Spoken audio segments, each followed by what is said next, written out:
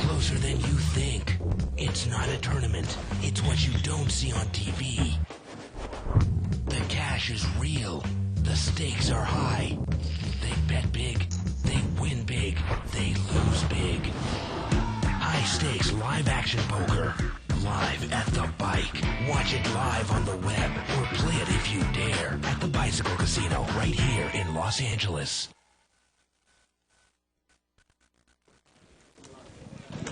Hello everyone and welcome to Live at the Bike, brought to you by the Bicycle Casino in Los Angeles, California, the first and only webcast of real action cash game poker. My name is Bart Hansen. Tonight I'm joined for the first 2 hours with Jennifer Bankston. How are we doing tonight, Jennifer? Good, Bart. How are you? Well, we're going to start off the week like we normally do on a Wednesday. 30-60 limit Texas Hold'em. The brown chips are $10 chips. The structure is a 3-6 structure with a 2-3 blind structure. And let's go around quickly and introduce the table. In seat 1 there we got Mr. Kim. Seat 2 is Jack. Seat 3 is Hilton. Seat 4 is Maury. Seat 5 is Alice. Seat 6 is Eulette. Seat 7 is the 2+2er and ITH goer George. Seat 8 is Abbott. And Seat 9, the ever-lovable Mike Davis. 2+2 fame. If people who are familiar with the show, was wearing a clever outfit about a month and a half ago. Instead of coming in with a suit, he has come in casual with seems to be a Rastafarian hat in seat 9. And again, the brown chips are $10 chips, so a rack in this game is $1,000, and a stack is $200. Heads up this time. Big pots. Maury looked like he raised under the gun with ace-queen offsuit. Pots raised. Eulette's got pocket nines. Maury's going to bet into a king 3-3 flop. Eulette raises. And Eulette is going to take it down. Not scared of the king. And see Eulette there take down the pot. Of course, Jennifer, we're familiar with a lot of these players. Right. Might be a little bit of a tight game. I was playing with Mike in seat 9 in the 20 game earlier, before the broadcast. Of course, he's very, very tight aggressive, and it was interesting. You know, I was asking him about where, you know, how much he plays online, and he said about 90% of the time he plays online. Pots raised. And he was making a lot of moves that I wouldn't necessarily have recommended. It just seems to me, Jennifer, that online people make a lot of moves in Limit Hold'em. Whereas live, I think you want to be more familiar with your player before you start making moves on them. Right. And he made a couple of moves, and it was proved costly to him in the 2040 game. But Usually not. we'll see how he's going to do in this game. And he ended up losing a little bit in the No Limit game that he played about a month and a half ago when he was on the show. Pot has been raised. Because a lot of times, Jennifer, you're going to make a move on a player, and you don't know that that player's a calling station. Well, he's going to call you down with anything anyway. So. Right. You need to pick your spots. And he's not necessarily going to show you the aggression where you would know to lay down the hand, like with an overpair. He might just start calling. I just generally would recommend against making moves in the first place. Well, why not just get paid when you actually have something? In a limit game, it's usually best to play straightforward. Now we're looking at a board of 8-8-6 Jack here. 3/8 for Maury. Well, Maury's not in the hand. Oh, seat 4. Yeah. Oh. And ace-queen there looked like to have bet the whole way. And he's going to take it down with an ace-high. We couldn't tell what the other hand was that he was against. I think ace-deuce was out of there. But again, we have cash games every night, Wednesday through Saturday, from 6 o'clock to 10 o'clock Pacific time. This is our normal game on Wednesdays. It's a 30-60 limit game. We're the first and only show that's going to show a cash game with hole cards. And of course, we put up the cards with a little software program. It's very, very interesting to see some hands that never get shown down, Jennifer. Yes. Sometimes you can see people calling all the way with third pair where you wouldn't even know it. if you didn't see it. Sometimes this 30-60 game plays more like a 3-6 game. Yeah, it seems that way.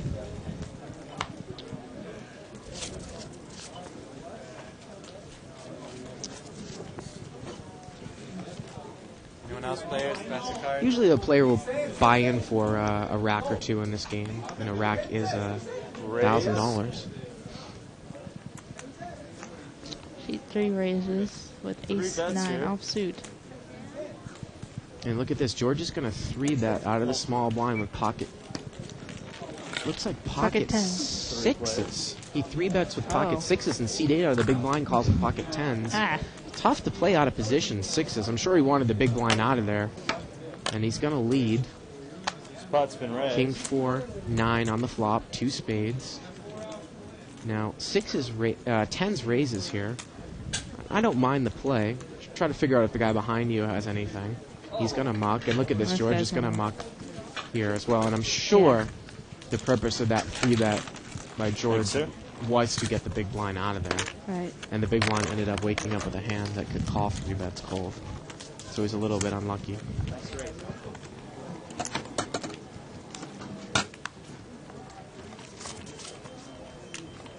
Of course, you can respond to the show.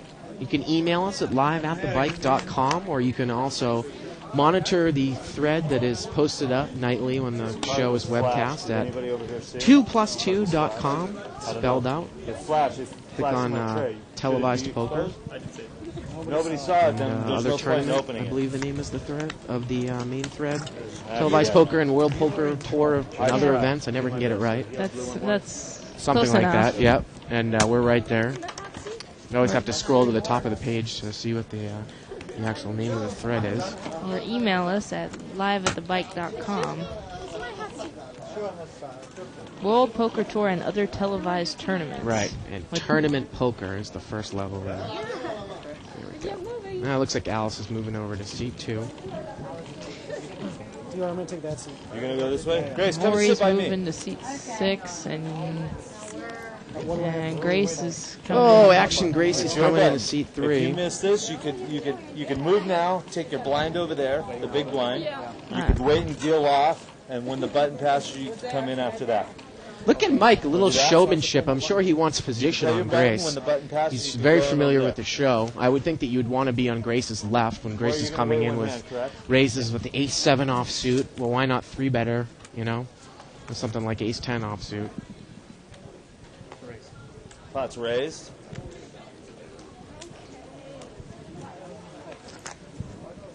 Seat 3 there. He's gonna That's raise. funny. You just mentioned people get to somebody's left so that they can be aggressive against them. I play to somebody's left because if they're nuts, I don't want to be raising into them. Well, I just think that if you have a superior starting hand, why not 3-bet them? And if, Well, and yeah. if people aren't wise to what you're doing on the table, you're going to be able to isolate them in position every single time. So why wouldn't you want to be in position against a weaker player when you probably have a better starting hand and going Because heads up? even the weak get lucky. Well, the weak get lucky, but I'm going to take my ace-king over 9-8 offsuit in position every Of time. course. And if I'm losing that night, I'm still going to take it every time I in agree. position. I just like the safe seat.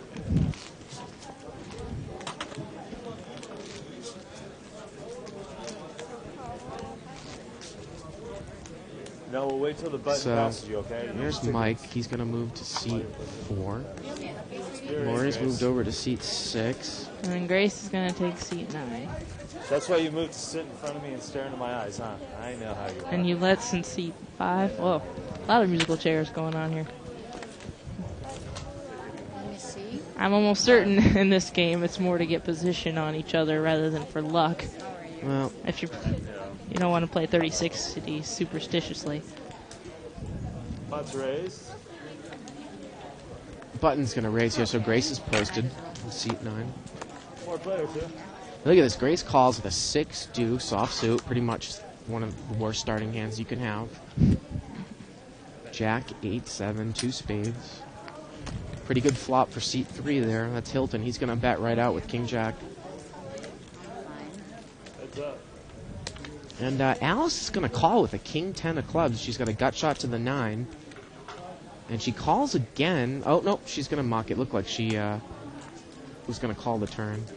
Now, I've played with Alice in seat 2 quite a bit as well, Jennifer, and she's what you call a gambler. I've gotten some bad beats. She'll call with those draws sometimes when she probably wouldn't think the pot would justify it.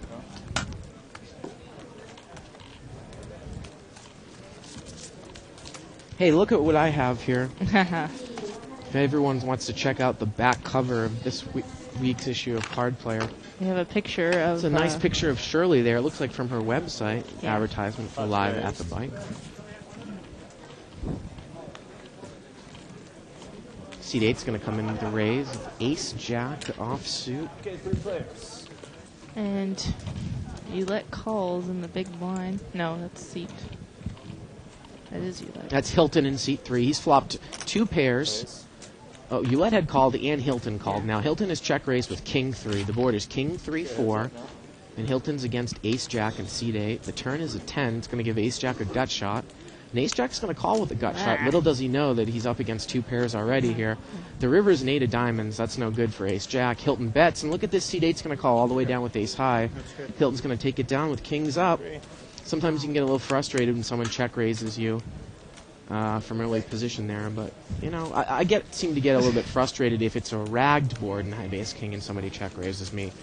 But usually, if someone's going to check raise you from up front with a king on the board, it means that they have probably a pretty strong hand. Maybe even a hand good enough to beat ace king. Jennifer. I would have thrown away ace jack on the flop. Yeah. I bet to see if I could steal it right there. But if somebody check raises me, it's in the muck. Well, I think that you might be able to take 1 bet off just to see if you hit your gut shot. But the problem is that even if he hit his ace or jack, he still wasn't good. Right. That's the problem for dealing with just overcards. Look at this. Seat 7's got pocket aces, and he's just going to limp. That's George. And look at this. He's probably going to be able to do the limp re-raise. The button raises from seat 3 with pocket 4s. Maury calls, and now George is going to 3-bet. Now, Jennifer, sometimes I recommend doing this in no limit. I really don't like doing it in limit. I surely do not like it doing it under the gun. I almost never limp with aces. Now look at this. Maury's going to muck the pocket 2s that he called 2 bets with in the small blind. And pocket 4s capped it from the button. So we're looking at aces against 4s with already 9 or 10 bets in the pot. Deuce. Oh, Maury queen. flopped a set. Poor Maury. Well, I can't blame. And look at this. Aces is going to bet. Seat 3 raises, and now George 3-bets with the aces. And this is a rammer jammer against Hilton here. Turn is a king. Now, if you're 4s, you really got to get done with this. You really got to be done. I can't believe that he would even call, and he's going to muck.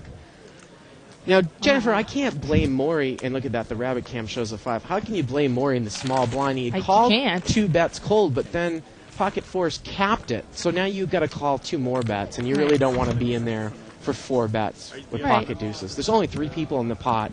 So even if you were to hit your set, it's not even necessarily giving you correct odds. Usually you don't want to call with a small pocket pair out of position. Well, that's the problem with calling the 2 bets to begin with. Oh.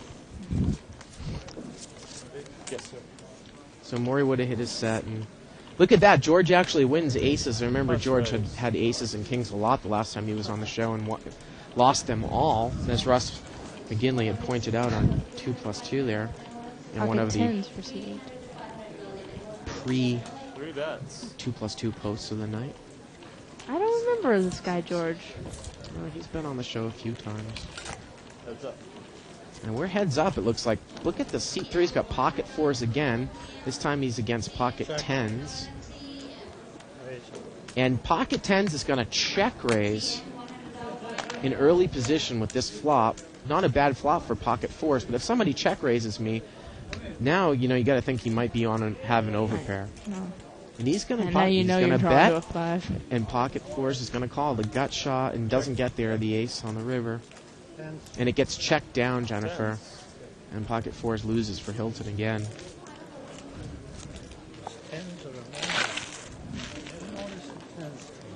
Thank you, sir.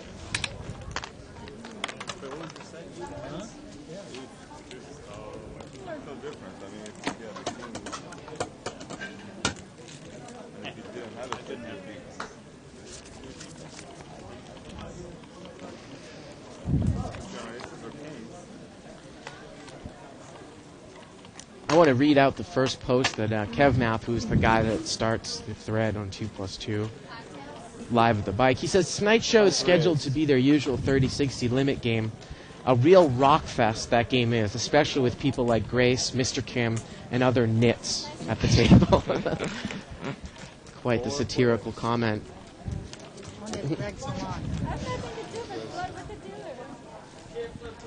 King, Queen 3-4, 2 spades here. Another plug, Grace.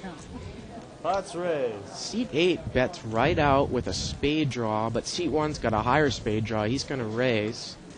3 bets. And look at this. George is going to make it 3 bets with ace-queen with that backdoor ace of spades.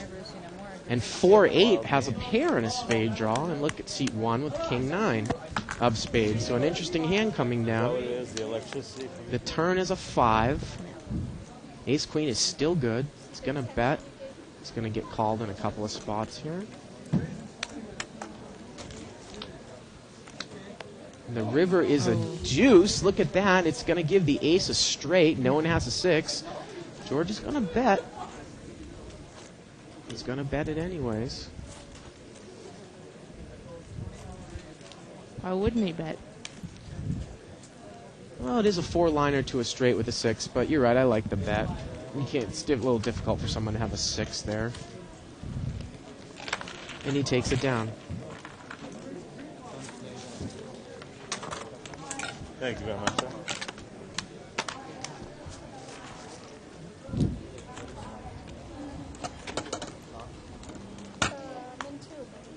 Small blind.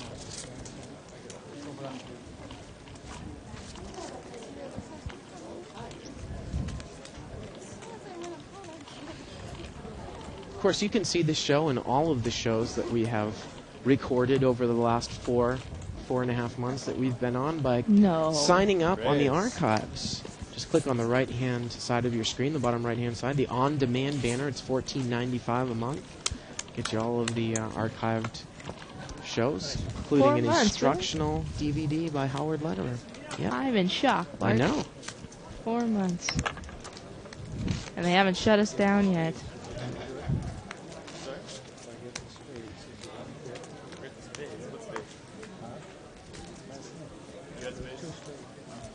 And we haven't even seen the half of it. I'm going to tell you, Jennifer, when Legends comes around in about a month and a half, we're going to be having some big names on here every single night. And we're going to begin having some big games on here every night. I'm really looking forward to that period of time. About a month and a half away. Legends, of course, the WPT event that's hosted by The Bike in August. 4 players. Let's see, 4-way action here times a double-size bet. Deuce, Queen, 8, Rainbow. Pair of 8s. Best hand? Well, Ulette leads out with pocket 7s. And Seat 2 check calls with 8-9. Wow, Alice lays it down. I was going to say, you know, from what I've been, look at that, the Rabbit Cam shows a king on the river. She had the best hand. From what I'd seen of Alice, I've seen her make those calls with bottom pair, third pair, all the way to the river. But she laid it down. Good aggressive play by Ulette. Yeah, maybe she laid it down because it was specifically Ulette. You know, Ulette to be a pretty tight player.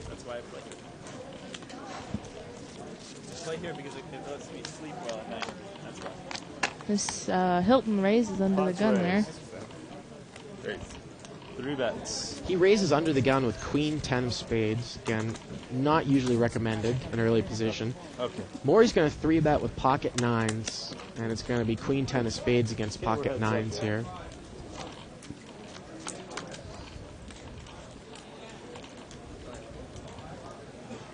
Not a bad flop for pocket 9s.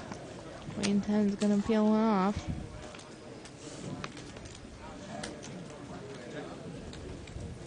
Can't believe that he's going to call here, and he mucks, and Maury takes it down. Rabbit Cam shows a 7 of hearts. That was a strange under the gun raise.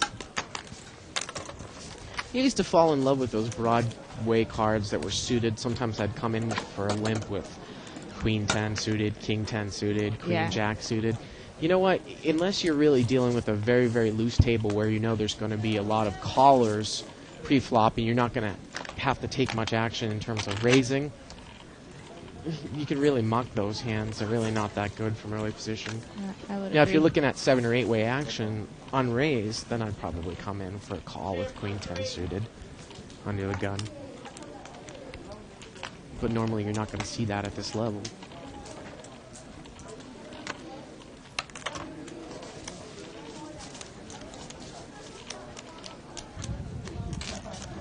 Again, this is one of the biggest limit games that we spread here at the bike on a daily basis. You can, win thousands of dollars in the matter of an hour Yeah. in this I game. don't want to get myself in trouble.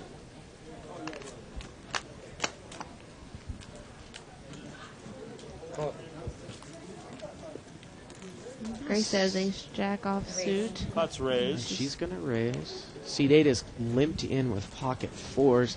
Another thing that I probably wouldn't recommend if you didn't know that, more people were coming. Sometimes people fall in love with those little pocket pairs. 3-way action here. Oh, he flops his set. Wow, look at that. Let's see how he plays it. He's going to check, and Grace is going to bet. Bet and raise. And look at this. Seat 3 check raises with absolutely nothing. And why not flat call? Because chances are the guy's going to bet now in seat 3, and now you can pop him. And chances are nobody's got any of that. And now you raise it up.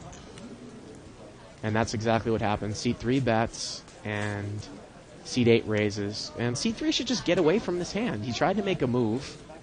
He has absolutely He's nothing. drawing- What is he calling he's for? Drawing to. He has a gut shot to the 10, I guess. No? Yeah, to 10. Gut shot only. to the 10. So a pretty big bot here. Let's see the river. The river's a 5 of diamonds.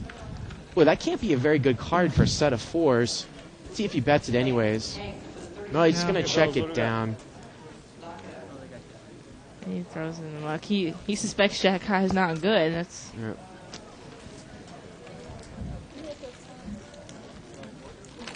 Now that's a case, Jennifer, like I said, I like to get, and Kenna James was talking about this too when he was on the show a few weeks ago. I like to get a lot of money in the pot with the best hand all the time. But when you absolutely know that you've got such a good hand that you're not necessarily knocking out that third player with Grace, you can wait until that double-sized bet. And I would have played it exactly the way that guy did it. I wouldn't have 3-betted with a set there on the flop. I would have waited so that the guy can bet into me, and now I'll raise. right. Sometimes you can do that when you get check raised on the turn, and you know you have the goods. Now you can just call and wait and raise on the river. Right. So Yeah, I think you played it well. Okay. How many seats I have? How many hands? 1, 2, 3, 4. So you deal off? Hank's coming in here to seat 6. He's a regular on our Live at the Bike 3060. So good. I didn't want to show. well, I forgot. Mike Davis there, he bets in seat 4 with 6-8, Stone Cold Bluff, and he takes it down. And I like the bet. You only need to be right 1 out of 3 or 4 times for that to work. Got an Ace Queen 3. You'd figure if someone had some of those cards, they probably would have raised, unless someone's dangling around with a weak queen. Oh yeah, we're fine. Anybody Not want a to see bad 9 bet. before Hank comes in? So Grace is moving to seat 9? 6, Seat 1, and Hank. Hank is coming to seat 1, and You want to wait a couple, or you want to be dealt in? seat 1 is going to seat All 9. right. And seat 1 is Jack, I believe. Yep, there we go.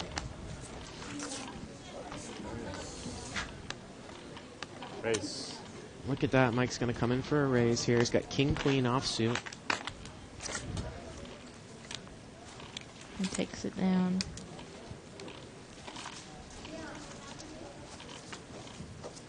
Do you like the hat there? I can't say it's my style, but it looks like it's working for him. Doesn't look so bad on him. I gotta say, I like this outfit a little bit more than the last outfit. I don't But- remember the last outfit, but I'm guessing that I probably would have liked the last outfit better. Except for the Of course, you sweater, can I always like go this. back and watch the archives. Of course. I can't believe I haven't done so already. Well, I have a bad memory. Hilton comes in for a raise. It's got ace, deuce, offsuit. Ah, Again, people fall in love with these hands. I mean, might be able to do this in a limit tournament when everyone's playing really, really tight, but the value of ace deuce offsuit in early position to mid position is not very high. Look at this. It gets checked on the flop, and Jack 10's going to come out betting here. It's kind of an expert move. You bet on 4th Street when no one's showing any strength on the flop. And he just has the top end of a gut shot. I probably would have bet this right out on the flop, Jennifer, but he decided to check it. And he says he's got top pair, but he doesn't. Why? Takes it down with the worst hand. Why? It's poker. Nobody's going to believe you anyway.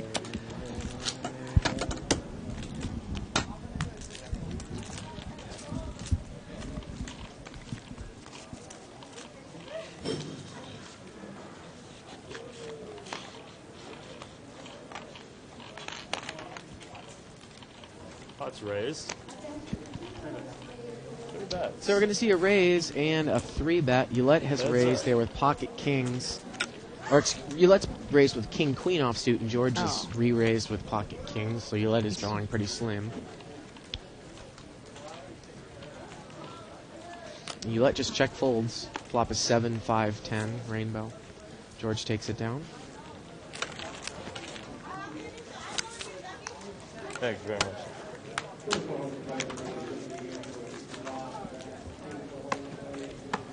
I hope all of you enjoyed the little intro clip Big blinds here. that we put on the site. So, you know, some of the people that aren't familiar when they go to the live at the bike area are familiar with the show. Pot's raised.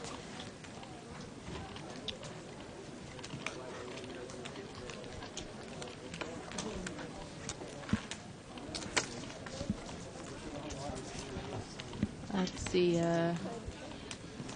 George has got ace-7. What? I missed something. Look at it and go, wow, what an easy game that is. Of course, anyone that wants to follow David Tuckman as he continues to enter events, the World Series of Poker, can go to the Under the Gun portion of the Bicycle Casino's webpage. Go to www.thebike.com. Click on Under the Gun on the homepage. And Mr. Tuckman has a semi-daily journal that he posts up. I know that he's entering the $1,000 stud high-low event today, and that he has already cashed in 2 events. Here now?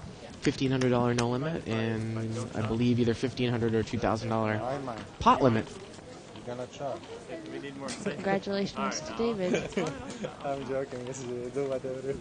Don't chop, right? I mean, because we chopped before. So, I mean, is it against the rules to start? No, it's not like that. So Hank there in seat 1. We announced it before. Sparks. This table seems to be dominated by some internet players there. 4 players. We're going to see 4-way action here on the flop. It's He been limped limped in around. with 4 or 5. Oh, and he post. Have you been here lately? Jack 5-7. Last week? Hank is going to bet there with second pair. Gets checked to him. And Alice is going to call him to his left. Alice calls with ace-9, Jennifer, offsuit. And now she takes a free card as the 8 comes off, and now a deuce comes. And I just don't get it. I mean, if you were going to call the flop, I would think you'd probably want to bet the turn. Possibly, because you don't really want to draw there on the flop, right? Good. I mean, I know that taking a free card is good, but... She must have thought her ace-high was good if she called on the flop. Why not bet? Of course, you can get fancy sometimes when the pot is big, but in a pot that's unraised, and we're talking about a small pot, again, usually it's pretty much best to play straightforward to release your hand because you're not playing for a lot of chips there in the middle. Pot's raised. Well, seat 9 there has got pocket 9s. And it looks like the big blind, George has got ace-king offsuit. Players all in. Going to create a side pot. And he's going to re-raise. Alice is all in Three seat bets 2 here, with she's all in queen at 10 6. offsuit. It's a great article in this week's Card Player, again, of course, about not raising with high unsuited cards from the big blind. But George just chose to 3-bet here. Again, it's not really multi-way action, it's heads up. Okay, heads up on a side. Wow, look at this. Alice flopped top 2 pairs, but she's all in. I don't Queen believe in 10, going all in. 6. 2 hearts. Water. Turn is a 7 of spades. Let's see what George does. He's just going to shut down here. He checks. Look at this. Pocket nines checks as well. A jack of hearts and comes on the river, Ace and that's going to give ace king a straight. I don't know why pocket nines would check there on the turn. Why give the guy a free card? Yeah, now the only hand you And he's you going to can mock. beat Okay, you is got the pocket side. eights. Show for main. Ace king straight. He's going to take it down.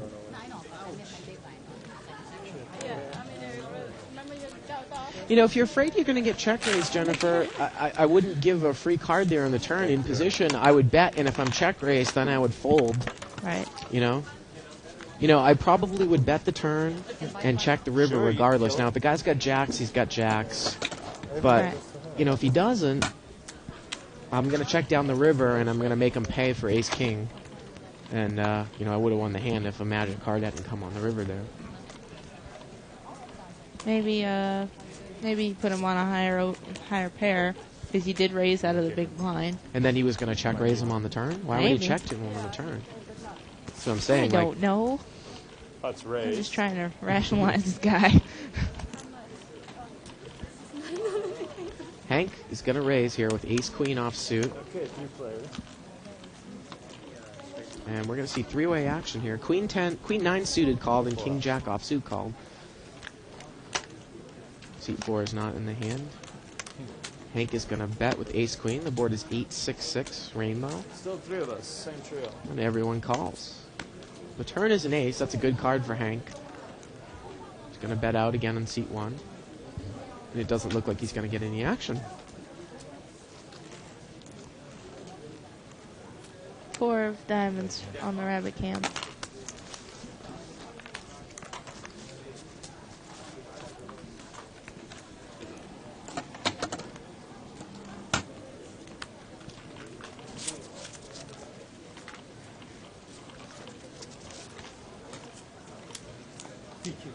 Those are yours. These are yours. Couple of queens there for Hilton in seat 3. Raise. He's going to raise.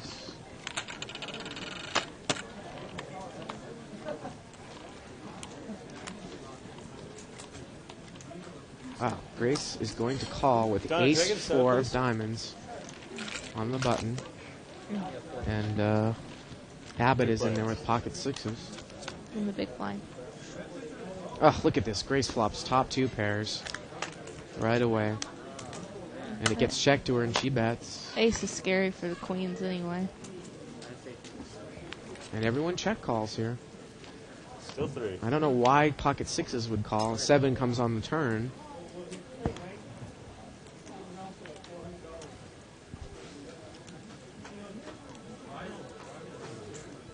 Now 6s lays it down, but And queens, Queens is call. going to check call.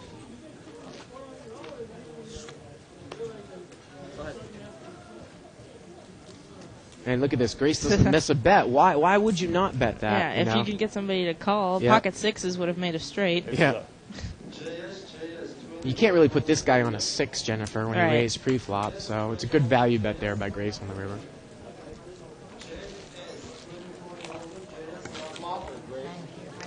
Thank you, Grace.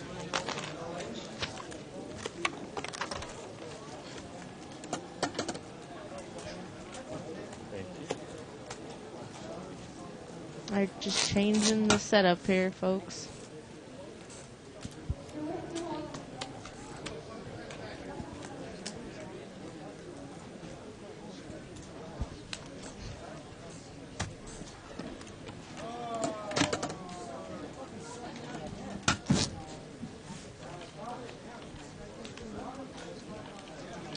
Now, when we're playing Limit, Jennifer, and again, I think I speak for you when I'm going to say that it has a lot to do with pre-flop starting hands, and you must play tighter in Limit than you do in No Limit. Absolutely. Now, I wasn't going to debate with Russell Fox because he was nice enough to come on the show on Saturday when he said that you can play looser in Limit, but that is absolutely not the case. I wouldn't, Yeah. I wouldn't agree with that either. That's Yeah. The implied odds in this game are much, much less than they are in no limit. What was his reasoning? Well, I didn't you at really- least asked him why. I didn't really He said get that into it one. with him. Oh, That's I'll right. find out the next time I see him. Well, I think he's going to be on the show again on Saturday, so maybe Okay. maybe You can I think clear it up. maybe he was talking about a loose limit game, maybe like a low limit game, but still, you still would need to be tighter than a no limit game where your implied odds are a lot higher. And I will still maintain, even though I've gotten a lot of flack from this, that normally playing pocket pairs below sevens in the first three positions and playing ace rag suited in early position is not profitable, and you should stay away from those hands in the first three positions. Not going to get any objection from me on that. I don't play any pocket pair below nines in any position unless I'm in the blind. Well, you're going to come in with a raise with pocket sevens, pocket eights, and pocket nines when you're first in late position. If I'm on the button, sure. I guess I don't play as tight as you. It works for me. Anything that opens up, sure. If I can raise and get people to fold their blinds once an hour, I'm making money. Good enough for me.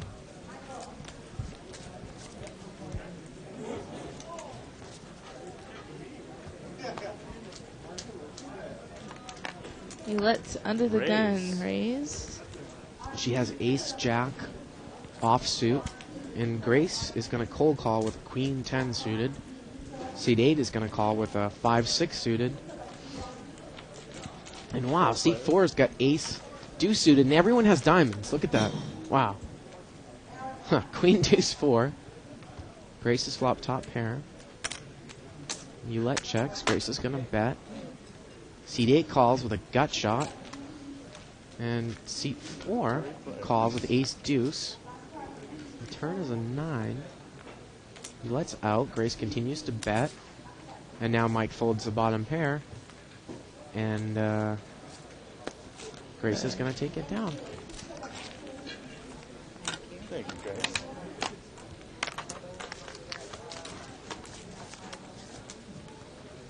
And that's actually another thing, Jennifer, that I used to do was to call with call raises. From an early position raiser with high suited Broadway cards. Right. Now, if you let raises under the gun, I was a little surprised that she raised with ace jack off suit. Right. I'm probably not going to call immediately to her left with queen 10 suited. No. No. No. No. Yeah, I used to call raises and raise with such cards like, high suited Broadway or Right. unsuited Broadway. But now realize it's just not profitable play. We're going to see heads up action here. Whoa! Seat 3 flops a flush. Yes, flop. 9-10 queen. And he checks. Of course. And now he's going to bet. Ulet has When she's absolutely less nothing. likely to call. And he shows it.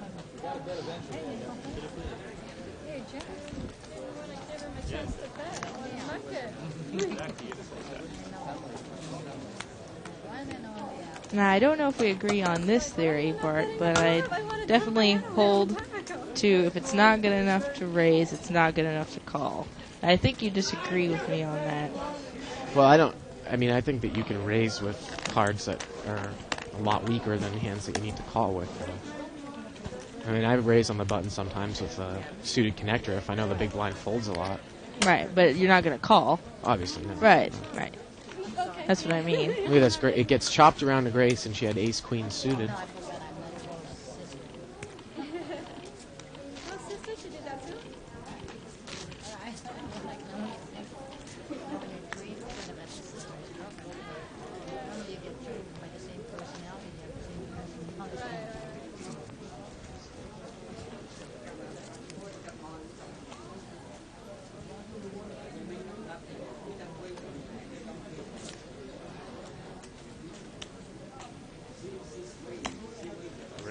Ulet is going to raise here. She has ace 8 off suit.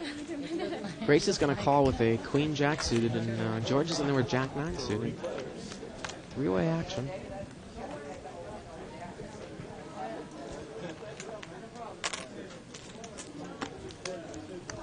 Well, it's funny. Grace calls here. I would actually love to have seen a check raise course, we can see the cards, and Right. it makes it a little bit easier for us. But she's got an open-ended straight draw. Turn is a 7. Grace checks. And look at this. You let bets. Grace is thinking, you know, I wonder if I should chase. The pot is small. It's open-ended, and there's 2 diamonds on board, and she mucks. If she thinks her overcards are good, Well, then maybe, but 5 of diamonds comes on the no help for Grace. on the river. That's okay. I'll just check later when I. Thank you. Thank you all very much. Good luck. Thank you, Greg's Grace. going to leave the box, and we're going to have a new dealer in here. Greg Salon, you get that type of haircut, That's right? right.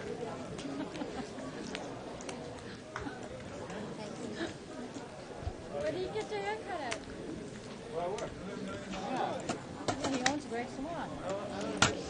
He's a hairstylist. No, I don't do that. My mom cuts my hair.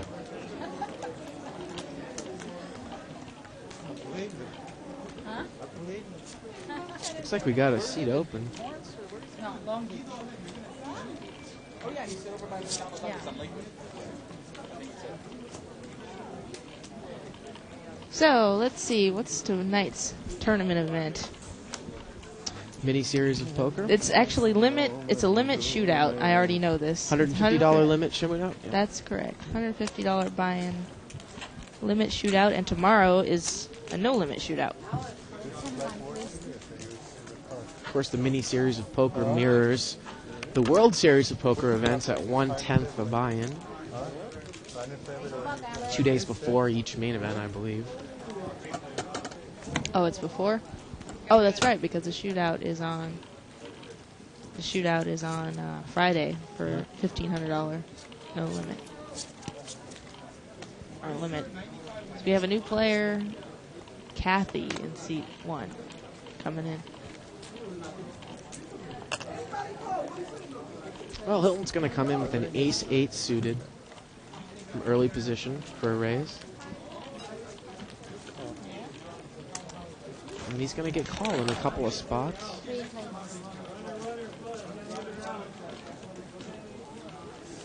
King, Queen, Jack.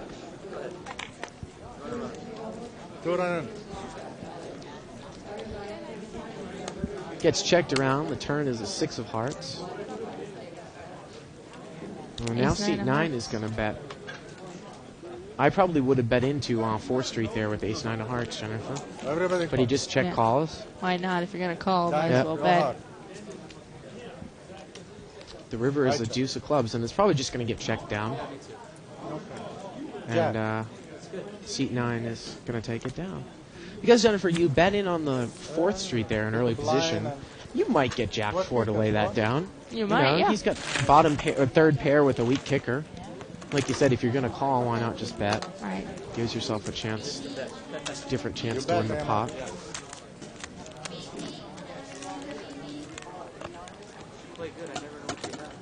Oh, bigger blind. No, I mean, like, I bet you might raise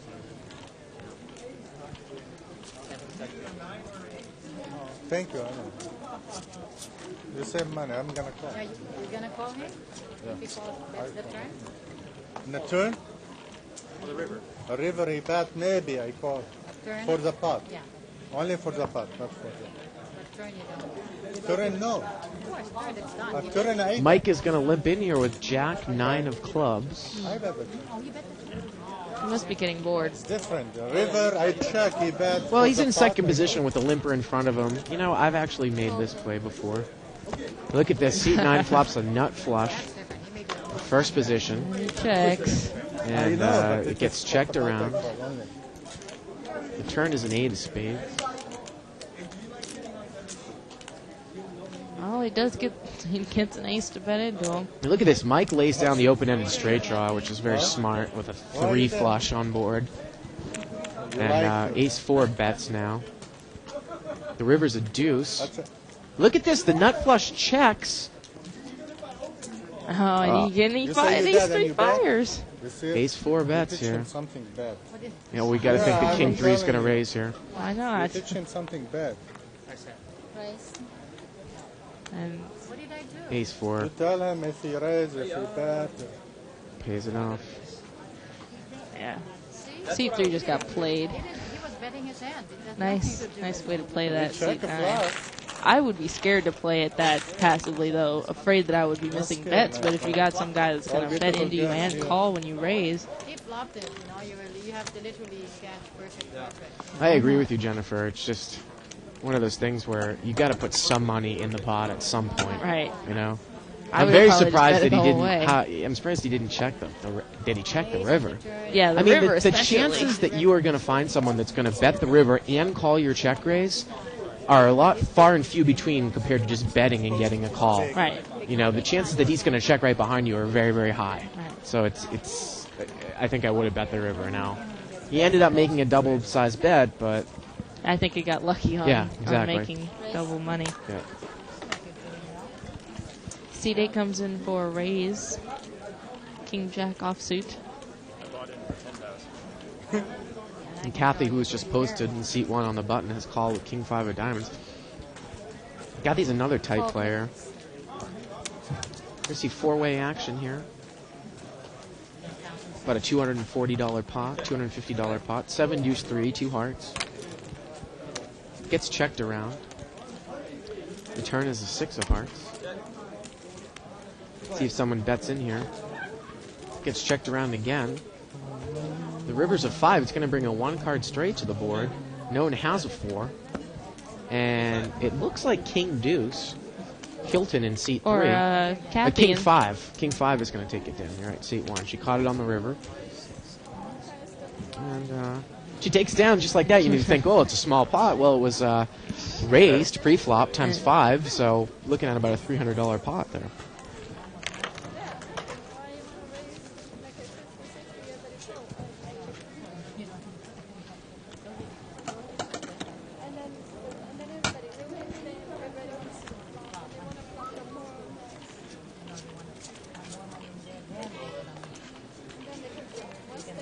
Once they leave it there, that's when the betting comes.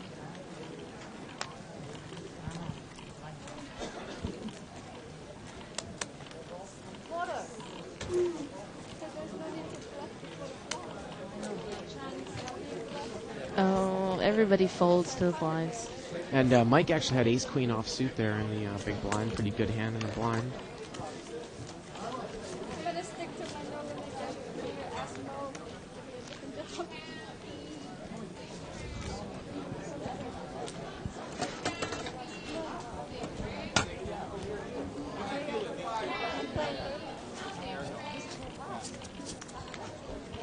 Stage open, no limit, 205.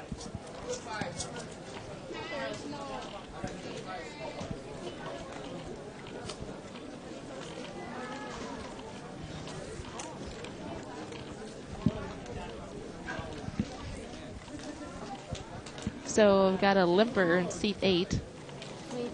He's limped in with ace-9 suited. And he's going to get 3-way action. 6 queen king, rainbow flop. Ace-9's going to bet here in position. He's going to take it down.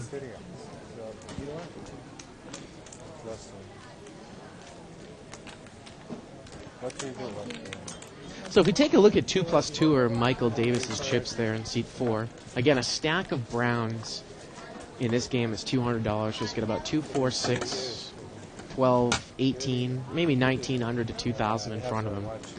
So this is a pretty big game, Jennifer. Yeah. Pretty big game.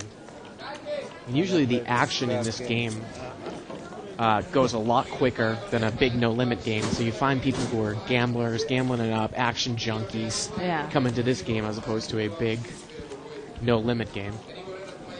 The pace of a limit game is much, much faster.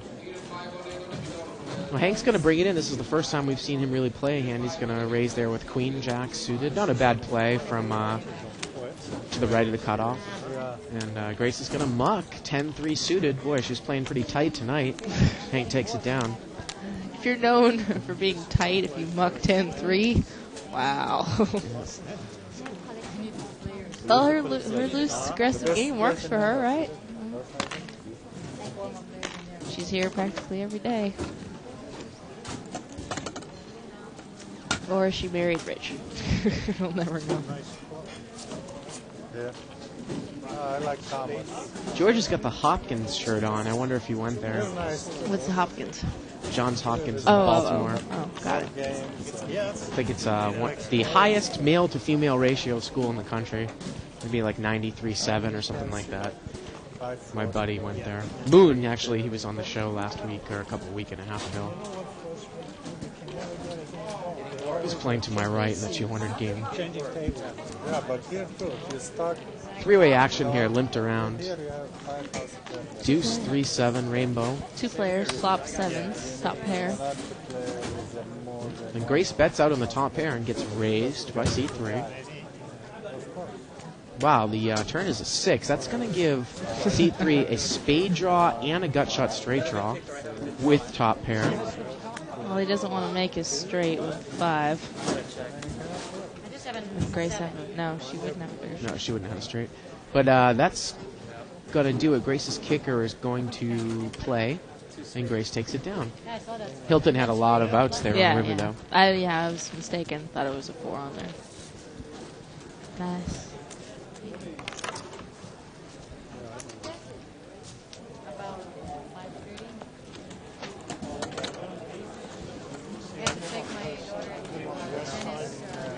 Thomas, they don't need mass player because they have enough players. It's better. Thomas is difficult for me to get. Ace 10 comes in for a raise on seat 9. Ace 10 suited, under the gun. Make a 3-bet, man. Hands up, me and you. Yeah, I'm going all in. Put me in. Look at this. It looks like Hilton is 3-betted with king, queen offsuit. Well, I guess you either 3-bet or muck. I personally would muck. And under the gun raise, king, queen offsuit is usually not going to be that profitable. Seat 8 calls, so 6-7 suited, and we're going to see 3-way action. I like 6-7 suited. That's where my money is on. Ace 5-5. What happened? Look at that. And seat 9, Jack bets right out.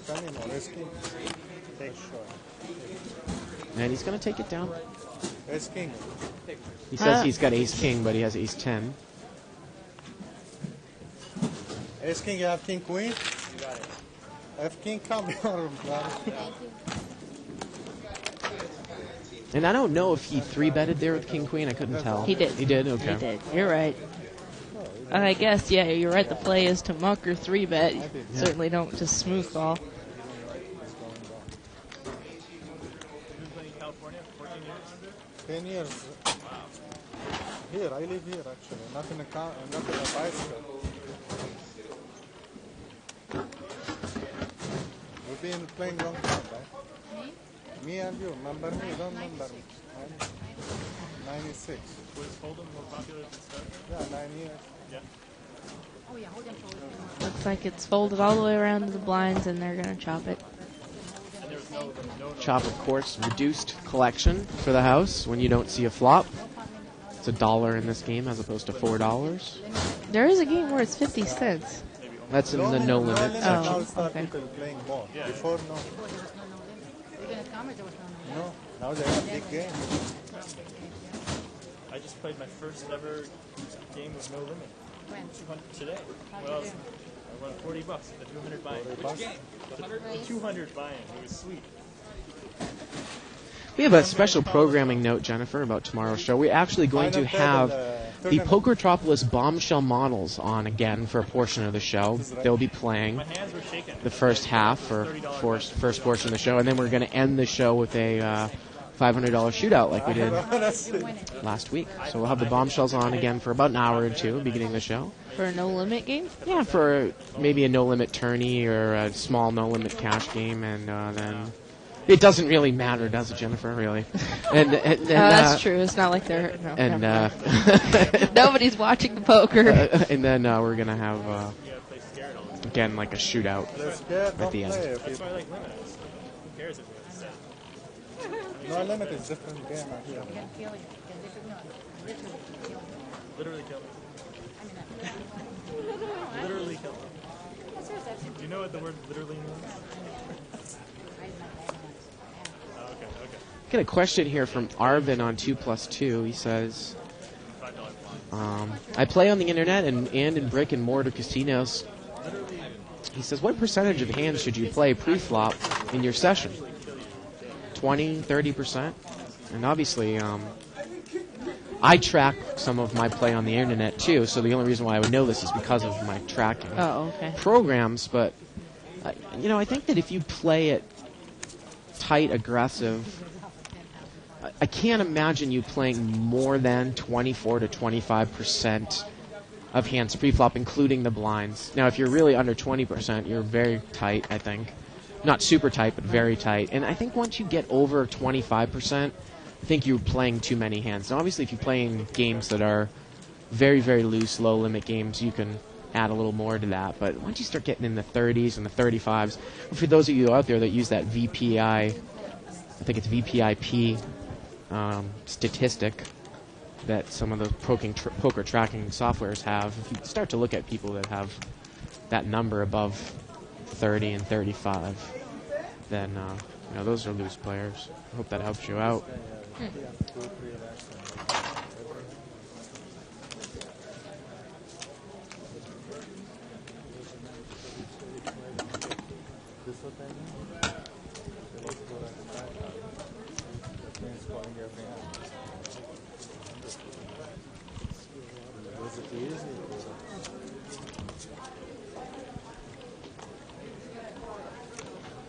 I don't know if those twins are going to be back here, Poketropolis.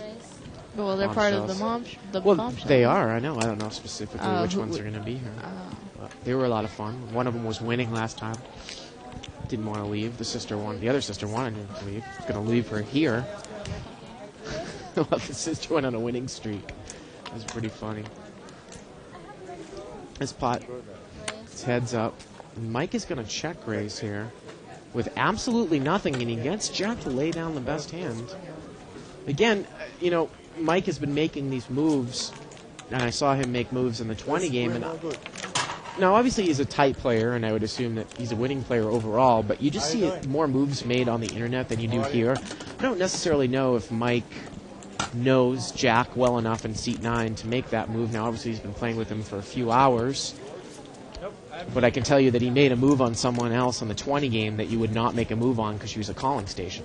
Oh. So that's what I said. Sometimes, you think that, well, maybe this move is proper, and maybe it is. But if you don't know your opponent really well, then I would suggest just playing straightforward.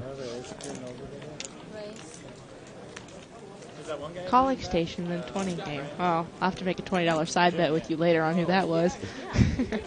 Well, it's so many. Jack is raised here, and Oulette's going to fold in the blind.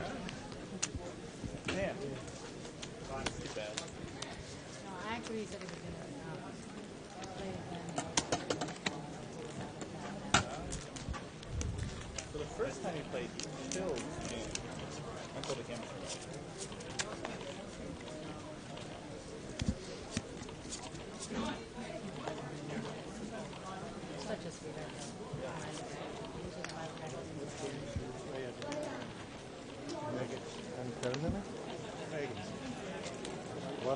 I'm gonna play the Hilton comes in for a raise with ace-10 offsuit.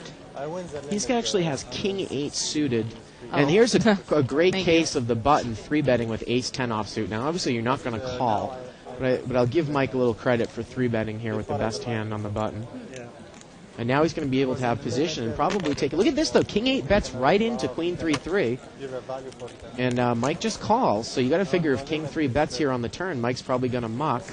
Well, now the board is double paired, and Mike just called with the ace high, and Mike is going to call. See the river. The river's a 5. And he's going to bet again. He's got to put Mike on an ace at least. Well, Mike's going to take it down. He said, good call, and Mike is waiting for him to show his cards, and he's just going to muck. Open the card, maybe you win. And Hilton is going to leave. Open the hand, please. Ace high. And I don't know why the dealer had to open his hand if the other guy mucked. Because he still called. So if a player has to see the hand, because there was There was bet call on the river. I guess. I don't agree with that either. I mean, that is just really ridiculous. Especially if because- that person had no money in the pot. Yeah. It's- You know, the purpose of it's that just rule plain is rude. to Prevent collusion. prevent collusion.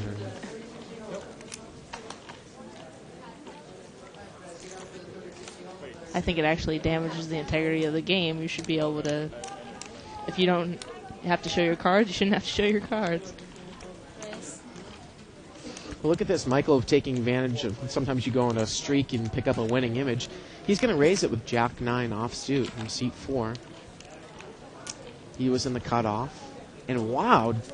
Well, George is going to call with the Jack 8 offsuit in seat 7. And position should be able to take this one down for Mike. Unless George makes a move, George is going to muck. Mike takes it down.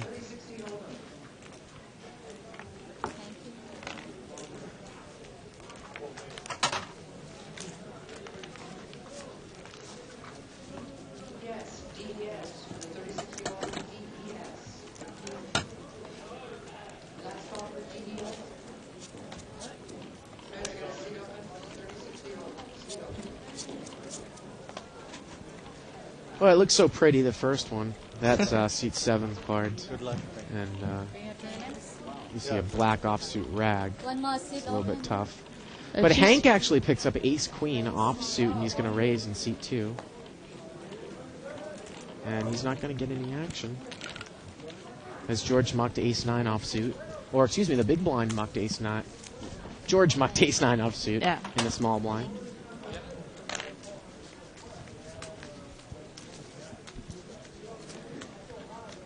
Again, we're looking at a pretty tight table here compared to what we've open. seen. Come on down and play this 30-60 limit game.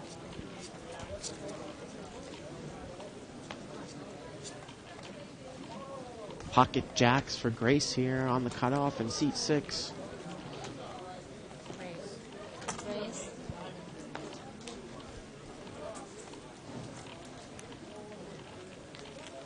No action.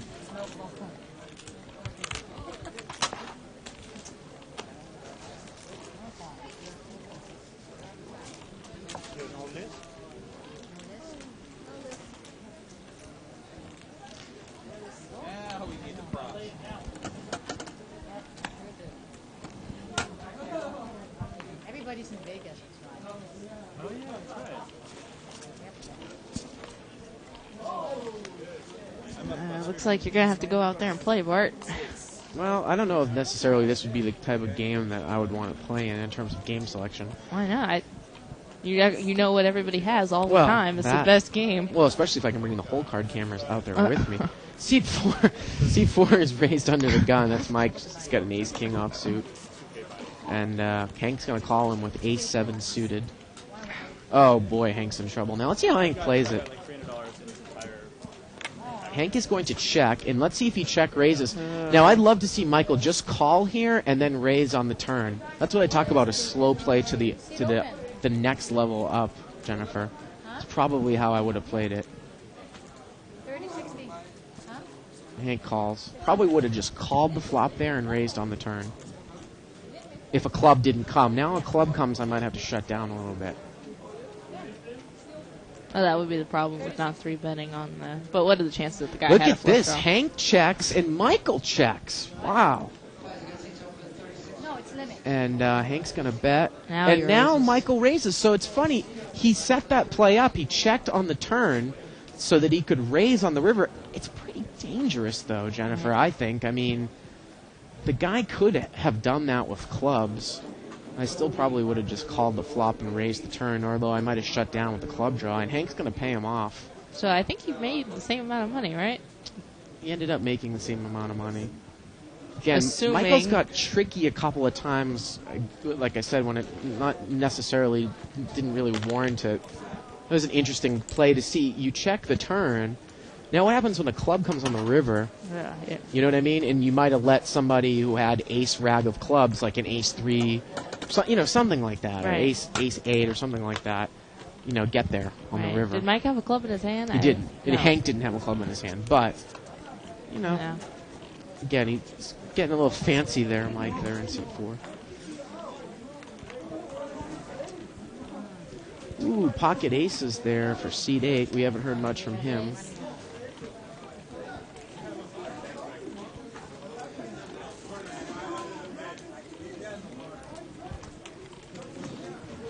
And Mike has the most overvalued hand in Limit Hold'em, ace-10 offsuit.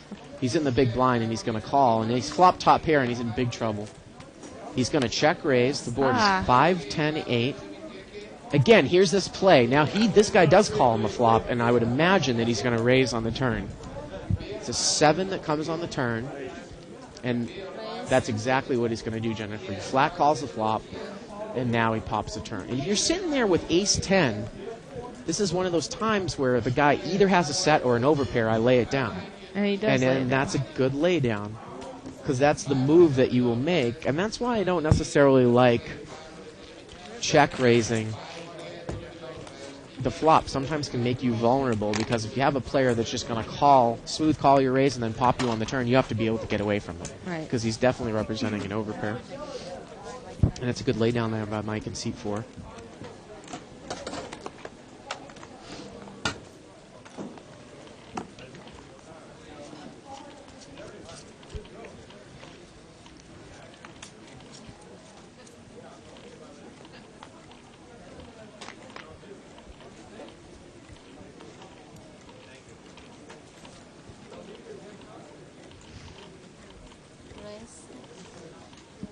Kathy's got ace-10 suited, the first time we've seen anything from her. She raises. And Hank mucks pocket deuces right next to him. Really properly he mucks that.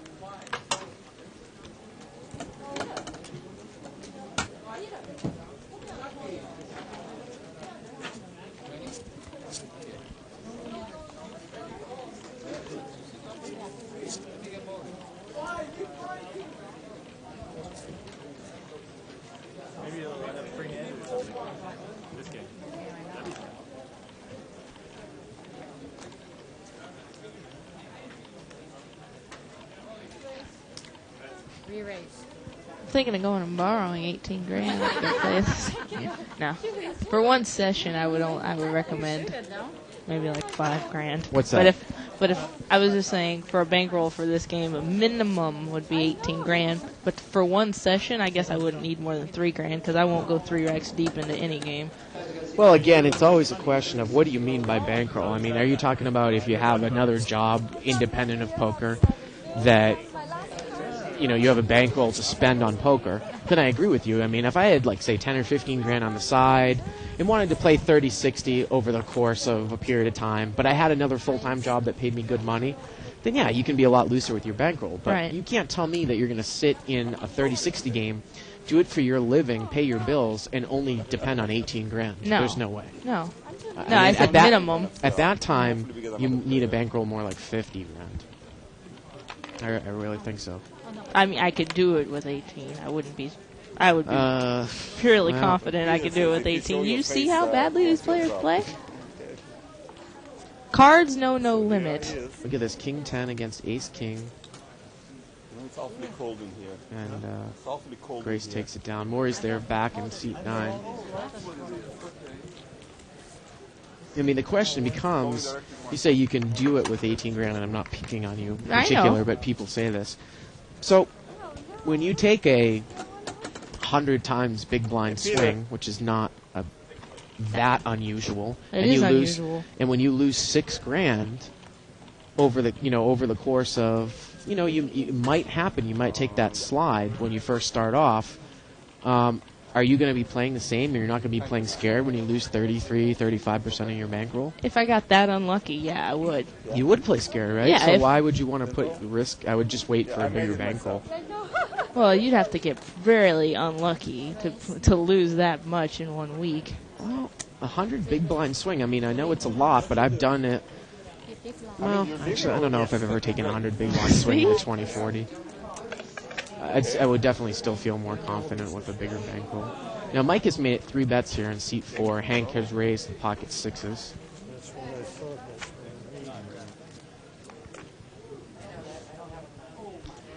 Nine, 9, Jack.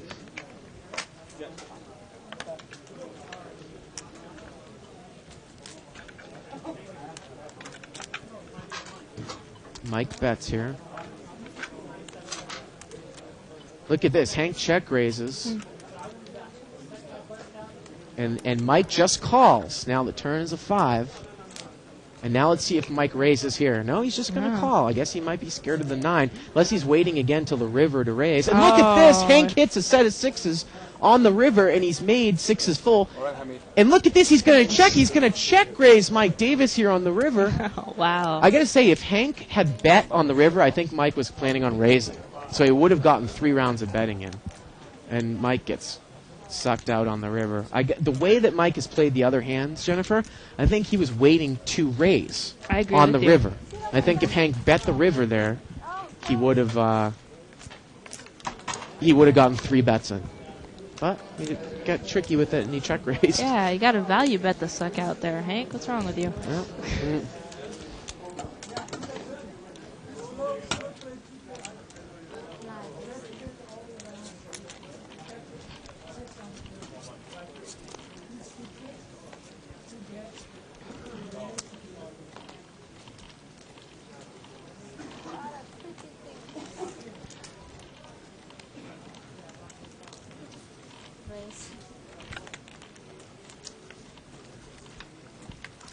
So, Grace is raised here with King Jack offsuit, and she's going to take it down without any action.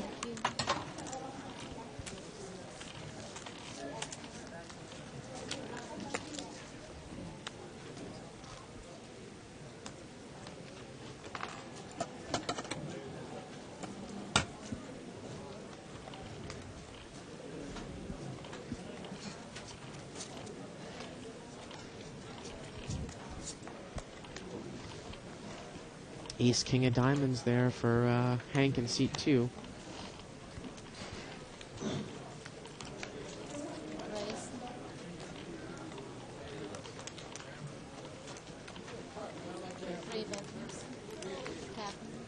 And look at this, Mike is going to cap. Mike's got pocket queens in seat 4. And Grace has raised with Queen 10 offsuit in seat 6.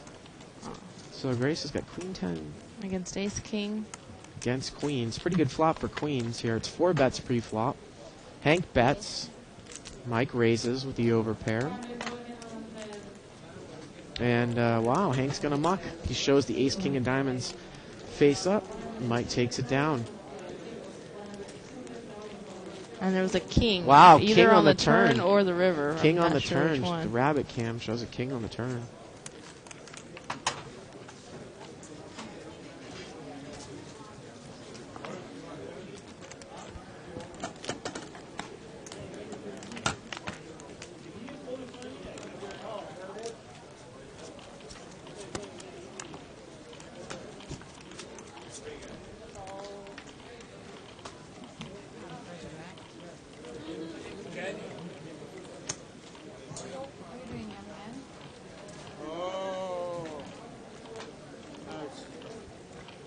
Hank's going to come in for a raise in seat 2 there with pocket 4s. And he's going to take it down.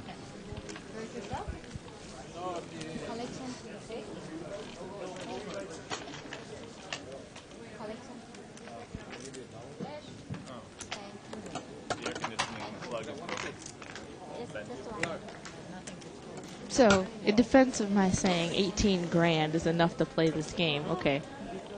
So let's say a rack is $1,000, and so 18 grand would be 18 racks. So you would have to lose all of your money in 1 week. You'd have to lose 2.5 racks a day. Well, the point that I'm making, though, is that you don't need to lose all of your money. You don't even need to lose more than 50% of your money for it to start affecting your game. If you know that if you go broke, you have no more poker future. Now, even if you had a backer, I think it's even different then, too. Because at least you know you have some sort of fallback. But if you don't have a fallback, like most poker players at mid-levels, you know, that's what we talk about, having a comfortable bankroll. Grace is going to bet here with King 10 offsuit. Maury calls with King Queen. An 8 comes on the turn. Grace is going to bet, and Maury mucks. Shootout. Hold them. Yeah, Limit hold them? yeah.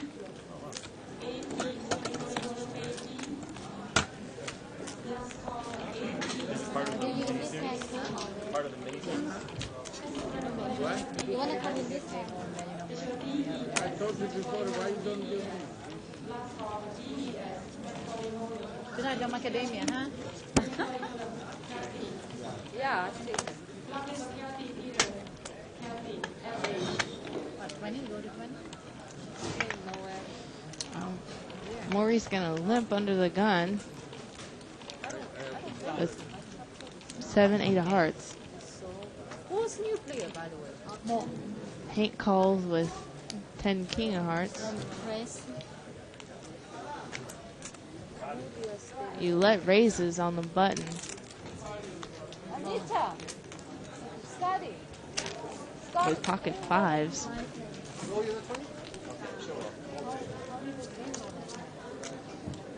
Six-way action to the flop.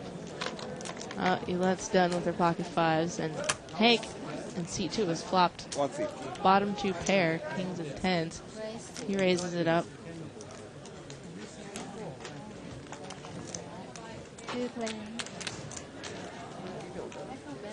Grace calls with the race. Oh, and now Grace is sucked out on the turn. She's going to check her ace. I imagine she's going to check raise. No, she doesn't. She must put Hank on a bigger ace. And Grace has the best hand. Hank's 2 pair gets counterfeited here. And Gracie has aces full of... Gracie didn't have ace 7.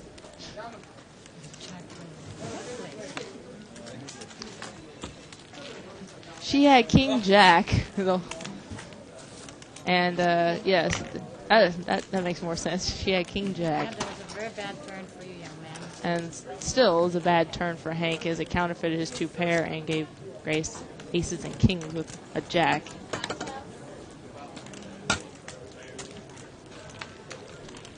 Well, I'm back. I had to step out. Did it look like someone had a straight there? And Grace No, hit a what full house on the happened river? was I thought it looked like Grace had ace 7 and she actually had king jack, but the same exact thing happened. Hank flopped 2 pair and then got counterfeited by the ace and gave Grace the same 2 pair with a higher kicker. So either way, Grace won.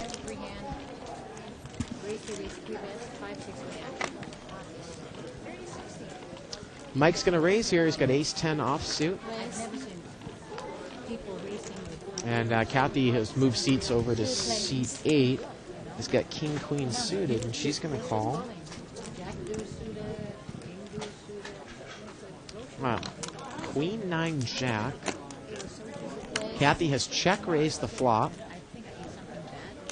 And Mike has 3-betted. And Kathy has capped it.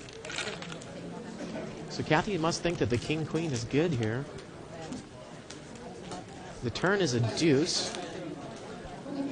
I can't believe that Mike's still calling with the well, he is open-ended. He's got 9-10 jack queen. And the river's a 3. It's no help. And Kathy bets, and Mike is going to muck. So Mike was trying to get that free card by, 3-betting there. Yeah, it didn't work out. 3-betting the flop, and Kathy just played right back at him. Got a chip count here, brought to you by Joper Gaming. This might be a few minutes old. We're gonna do it really quick. Seat 1's got $1,000. Seat 2 has $2,000. Seat 3 has got about $1,000. Mike in seat 4 has got about $1,900. Seat 5, Eulette's got about $1,250. Grace in seat 6 has what looks to be about $1,500. Seat 7's got about $3,000. Seat 8's got about $1,850, and Maury in seat 9's got about $1,000. Grace raises in the cutoff. Are you serious? Queen Jack offsuit. Takes it down. Wow. What about, what's his name? Robert. Robert. No limit?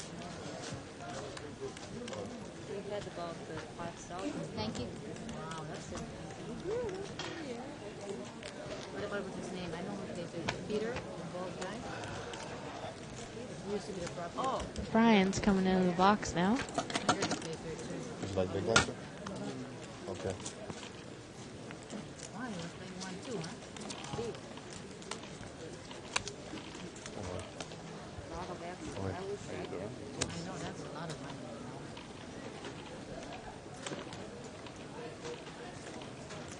Actually, too much money, Raise. one bad beat, 1 week. George is going to raise here. Kathy 3-bets. Kathy's got ace-king offsuit. I like the 3-bet. She's in the button. George had a queen-9 suited. 3 players. And C3's in there with ace-5 suited for 3-bets. So 3 players times 3 bets. Wow. Ace-5 picks up the nut flush draw and a pair. Kathy's going to bet. Let's see what C3 does. He just calls. Queen-9 mucks. The turn is a king. It's a good card for Kathy. And it goes check, check. Oh, wow, she checked? And it gets checked down on the river. C3 is that still Hilton over there in C3? No, he got up. Oh, it's Boris. Okay, so these players that Kathy and Boris, they'll just check it down, and that's why we didn't see any betting. Sometimes friends will just check it down there, and that's why I was surprised if it was Kathy against Hilton. I was like, I don't know what's going on there. But they both checked it down. That's why Kathy checked the ace-king, and that's why Boris checked the made flush on the river. Sometimes you see that. I'm not a big proponent of doing that, Jennifer, but... I'm not either. How are you, Kathy? What are you going to do? But then again, I play with all my friends all day long. If we did that, we'd never make any money. Thank you. Grace is raised here with a king-9 suited. Maury's called on the button with queen-jack suited. And Mike's in there with queen-jack offsuit. Look at this. The flop is king-queen-10. Maury's got an open-ended royal flush draw. And Mike has got the same hand, but with black cards. Grace has got top pair. The turn is a 6. Grace still has the best hand with king-9. Let's see what the river brings. River's a 9 of hearts, and Maury's made a straight flush on the button. But Michael bets in here with a straight. He's got queen-jack with a straight, but a black queen-jack. And this makes 2 pair for Grace. And wow, Grace has got kings up. And she's not... And look at that, well, 1 card to a straight. Right. Jennifer, she mocks kings up. Yeah, smart. Smart for her. And now Maury raises. And Michael calls. And I'm sure Maury was hoping that Mike had the nut flush, because that would have been great. Makes a straight flush there on the river. 2-card straight flush. I never had straight flush. I mean...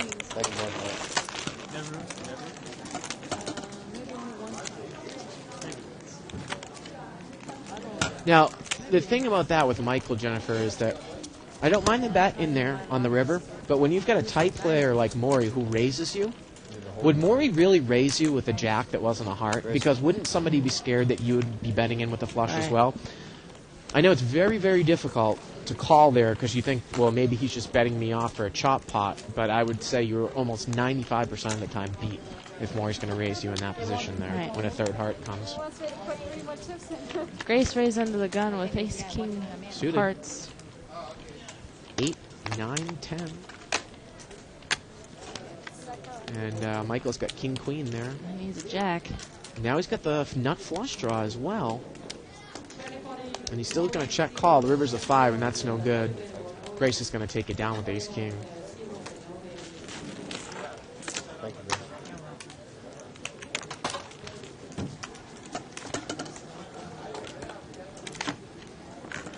It's interesting. I thought Mike might check raise the turn there because we've seen him make some moves, but obviously if he's familiar with his show, probably pick a better player to make moves against than Grace. Yeah.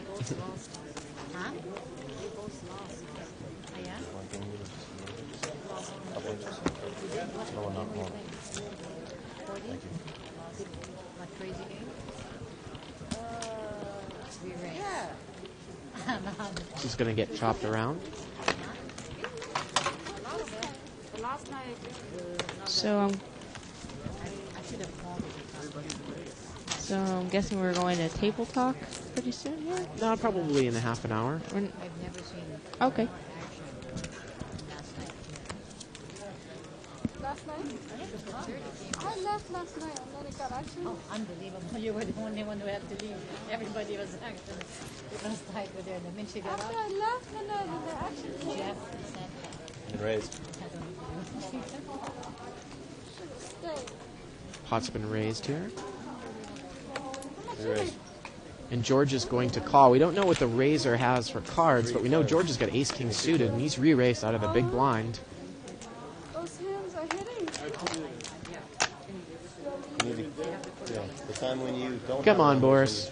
There we go. We want to see the other card. Boris has got ace-king as well. He's got ace-king of spades. And George is taking control of this hand. If he bets the turn, he might win. Now George has got the nut flush draw. He's going to bet again. Boris calls. The river's a queen, and it's going to be a chop pot. Let's see if George... And it gets checked down, and they're going to split the pot here, Jennifer. Well, George had a lot of outs. He was free-rolling there on the turn. With the same hand as Boris. Free hand, free roll to the flush.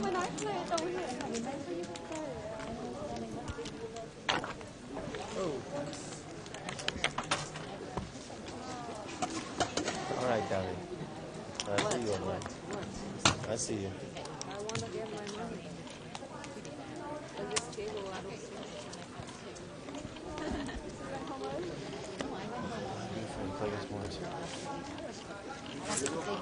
Yes. See open, yeah. See one open. Raise. Ouellette's going to come in for a raise. We haven't heard much from her. She's got an ace-10 suited. And Boris is going to call there with Jack-10 offsuit. Boris is dominated here. Boris has picked up an open-ended straight draw. See if Boris check raises here. If he's just going to call, he's going to call. Seat 7's out of the hand. The turn is a jack. It's going to give Boris a pair now and a straight draw. And it goes check, check. The river is an ace. And it gets checked down again. And Oulette is going to take it down. Oulette also had the open-ended straight draw on the turn with her ace-10. And she picks up the ace on the river, and she takes it down. Yes. Yeah, I can stick chips on my forehead.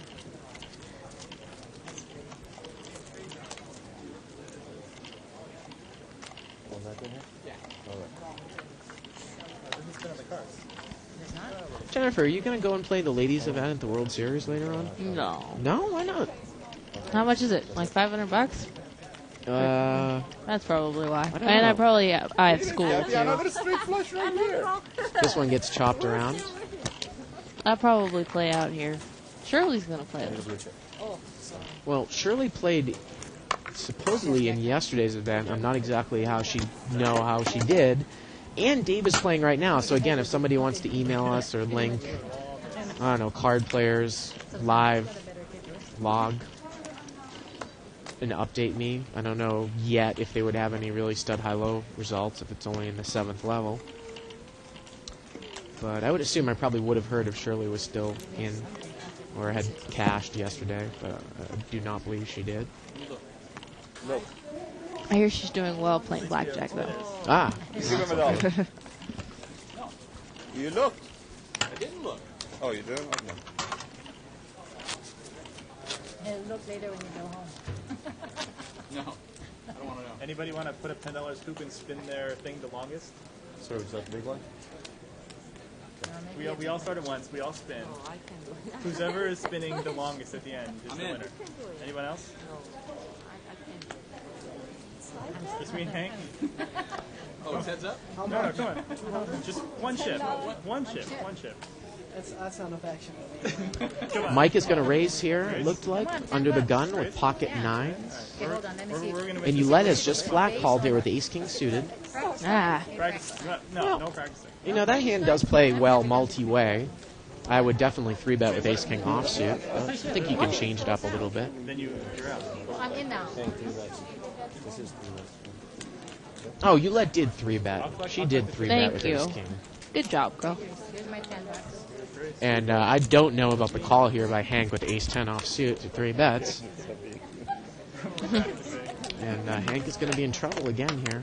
He lets flop top 2 pairs. She's going to bet ace-king 8 on the flop, 2 clubs. Okay, that's it. Look at this Hank with the check raise again. I hope Oulette just flat calls and pops him on the turn. No, she's not No. going to. There's too Oh, much out but there. look at that, though. He takes the initiative and looks at the information that he's given, and he mucks. Right. So that's a good play. And when I said I hope, I just think what I mean by that is it's the proper play to do, I believe. I think that... For you know, Ulet? I think it's the proper play for Ulet to call there. Wait and see if the club hits on the turn. And if it hits, then you can just flat call Hank if he bets into you. Well, how about $5? And if it doesn't hit, then you pop him on the turn. $1 ticket. So again, that's just the style that I preach. Yeah, I can see that. Yep. And that is, I guess, one form of slow playing, quote unquote, that I will endorse. But I don't think it really is slow playing. I think it's just waiting to raise in a limit game.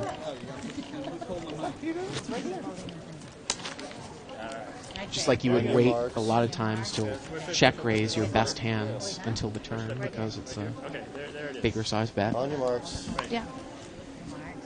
Get set. It looks like the table is doing a spinning contest. Money. Give me the money. And, I think they were all out in about a half a second. What are they spinning? I think the live at the bike card thank you. protectors. See, there you go. Yeah, just damn it. I know, I got nervous. Raise it. Moore's going to raise there in seat 9. Moore's going to come in with the suited connector, changing it up a little bit. It's got 9-10 of spades. Double or nothing. My favorite hand. Well, my third favorite hand. See what Hank does here with ace-jack offsuit. He's going to muck. One of those ones where I think it's probably a 3-better a muck. And probably to Maury I would muck. Normally you don't see him come in with those hands for a raise. I'm dying. Oh, Nice flop. wow. Maury flops a straight right away. Flops the nut straight. And Grace bets, and look at this, Maury's just going to call. And again, I think this is proper. I think I you would agree. wait and now raise when it gets double. It's not a scary board, but except now the clubs, but you can't know that ace-9 is in there. Well, and look at this. It looked like the button raised. And Grace is going to call, and if you're Maury, you got a 3-bet with the now. nut. And Maury's going to 3-bet here. Well, of course, C3 has an open-ended straight draw with the nut flush draw. And Grace has got a pair with the bottom end of the straight. Let's see what the river brings. River's a jack. And Maury's got to still know that he's good. Now, ace-9 can't call because he has nothing. And Grace that pot practically is has pretty nothing. big. And again, I think, again, you got to know sometimes when you're beaten limit and save those bets. And it's a good laydown by Grace. Maury takes it down. 9-10. 9-10 was the nuts? 9-10? 9-10. Maury's telling the truth. Oh, you also had 9-10?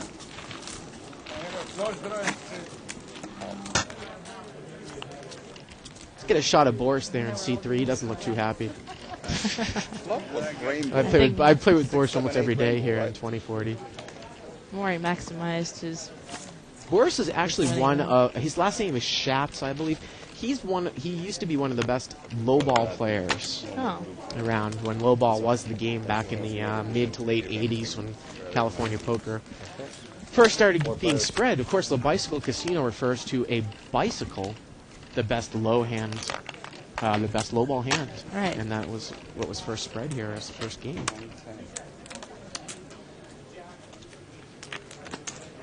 Well, Ulet is going to call here with a flush draw.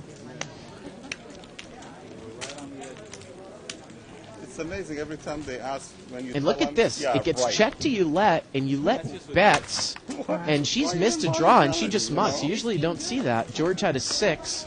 He bet on the turn there with a pair, and he checked to Ulet on the river, and Ulet tried to take a shot there for 1 bet. I like the This is one bet. table You only need to be right? right, 1 out of 8 or 9 times for that to be profitable. If you can get George to lay down the hand, if you put him on a steal bet in 4th Street. If he knew her, he would have laid it down. All he had was bottom pair. Find out. Find it out for me.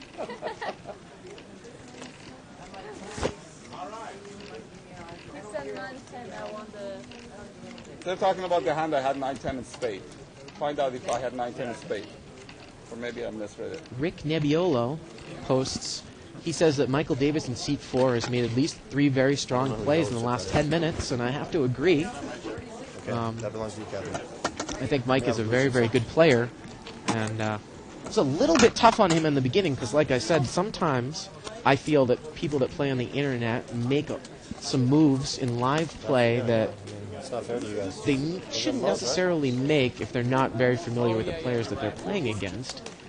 I think on the internet sometimes it's a free-for-all because you're not necessarily familiar with the players, and you just kind of have a playbook and you're just making a play in general that would work against, you know, maybe the average to good player or whatever information that you have on that other player. There are 2 players. No, the new guy. It's heads up here. Oh, he didn't. Okay. Then it's 7. 7-9 of diamonds against ace-jack. Needs an 8. George is going to bet here. Boris calls. Boris picks up a pair now on the turn. George continues to bet, tight aggressive style. Boris calls. The river is a deuce. And George checks it down. Boris is going to take it with the 7-9 of diamonds. There he is. Thank you, sir. Appreciate that. You got enough look money at this. You're waiting for me, huh? No limit expert Mo Look at the coming into seat 1. Play a little bit of limit. I don't know if you've ever seen Mo play limit on the show before. No, I've seen him play. I haven't seen him play on the show. Wow. This will be a treat.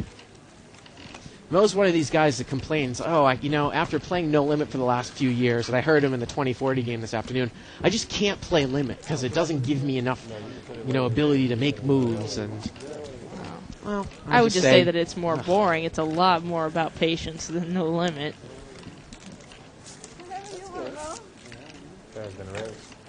I just think it's a different game altogether, obviously. Boris raised there with King Jack suited. Takes it down. How about okay, I'll change it. There you go. There's a yellow chip. You want to give me some blue? Okay. I'll go grab him. Hand it. Again? Again? Maybe for $5 this time. No, 15. No way. We got Things ripped don't off. go down We anymore. got ripped off that Look, spot. I want to start. You gotta get yourself. You're breaking me here. I can't. Ooh, pocket aces for Mo in the small blind. Welcome to the table. Seat 1. Maybe we get more people to do it if it was $5. And is he going to be able to play it? If Maury bucks, it's going to get chopped, Jennifer. Look at that. No, Mo says Mo says he doesn't chop. Okay. I thought they would chop. That's what I knew that was going on. And, wow. And you know what? I don't know if he chops or not in limit. I've never even really played with him, so it's not necessarily saying that he was just raised because he had aces. But anyways, he's not going to chop tonight. That's for sure. Big blind, sir. I didn't even know if he looked at his card yet. Never saw him look at the cards. You're good. I'm not sure. I think you've been practicing. Everybody gets the same chance. This one's going to get chopped around. You can start now. I'll still be. Yeah.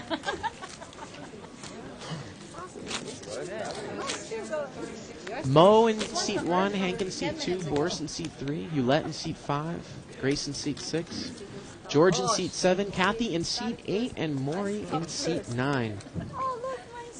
Look, hers is still going. No, she puts. And Michael in seat 4, who is away from the table right now. Maury comes in for a raise. Look at this. Boy, he's really changing it up. He's got 6-8 suited. I guess he's using his tight image there. Obviously, Ulette is in the big blind, so, she's probably the tightest one on the table. And he takes it down.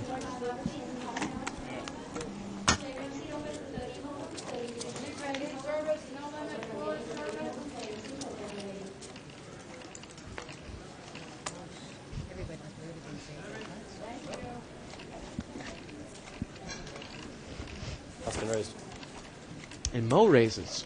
He's going to come in with a suited ace, ace-6 of clubs. There are 2 players. And Grace calls with the deuce 4 of hearts. Normally you'd like to take that hand multi-way, Jennifer, not heads up. but she actually flops a pair. Mo's got a better hand with ace-6. Mo bets. Grace calls. Turn is a 3. It's going to give Grace a gut shot to the 5 with a pair. And the river is a 5. It's going to give Grace a straight, and she bets. There's also a third spade on the board, and Mo quickly mucks, and Grace takes it down with a straight. Thank you, Grace.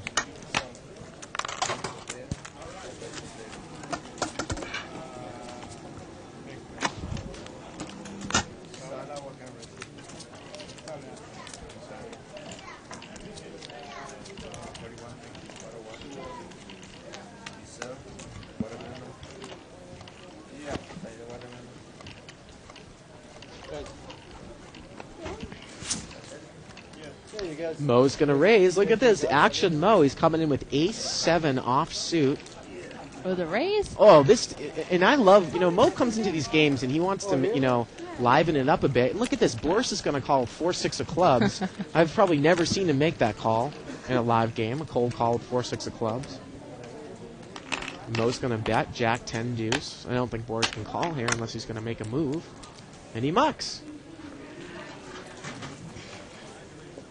Mo is always good for the game. He's an action player, but he knows exactly where he's at, especially when he comes into the game, for this show, because he will stimulate action. We kind of had a dead table there for a while. Right.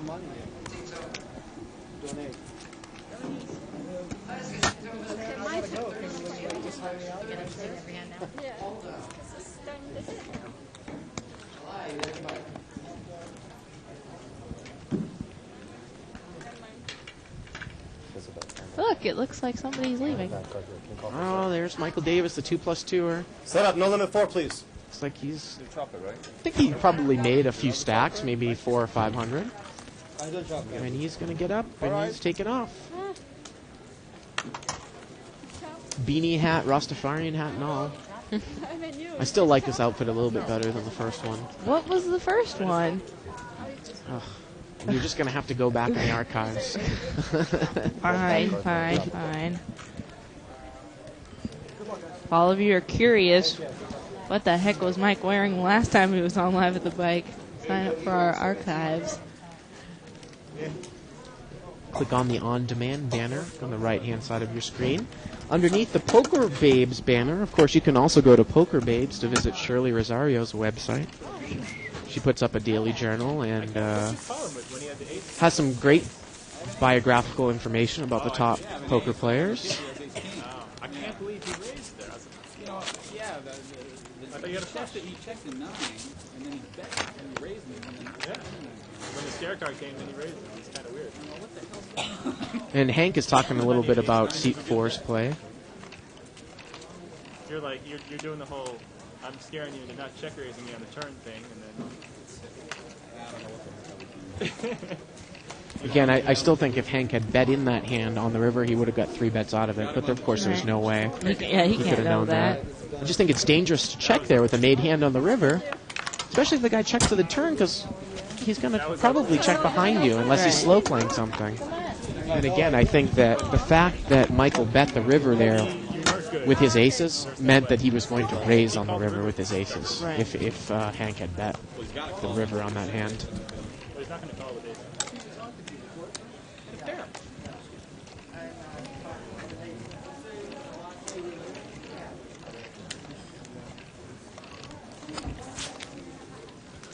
Grace is coming for a raise with king-queen suited.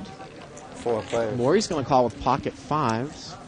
Mo's in there with ace-jack suited, and Hank's in there with pocket 7s. Wow, look at that. Mo's got the nut flush draw. Grace has got top pair. Hank bets in with pocket 7s. Grace is going to raise. And it looks like Mo makes it 3 bets. Hank is out. And Grace calls. So it's ace-jack suited against king-queen. He's going to bet blind here. Oh. Wow, look at that. He bets blind, it looks like, again on the river. And Grace has got the best hand here with king-queen. I just don't know who has the real. I didn't know if, And he says, I want to know who has the real kicker. But he had nothing. I gotta agree with Grace there. It looked like he was trying to represent that he had a 3, but when that third 3 comes on the river, Yeah, Jennifer, not it's, very likely. I like my king, you know? And even if Mo has ace king, it's still gonna be chopped. Right.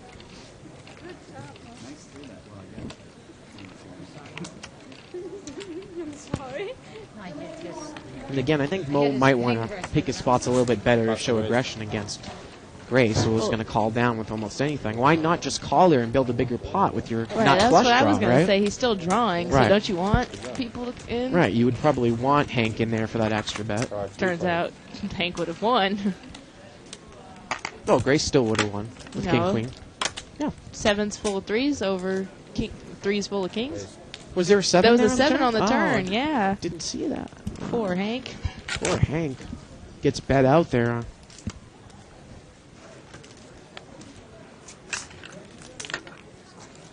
And Grace now bets here with the 9, No, I've been working out a little bit late, so my fingers. as George had checked the turn. Something like that.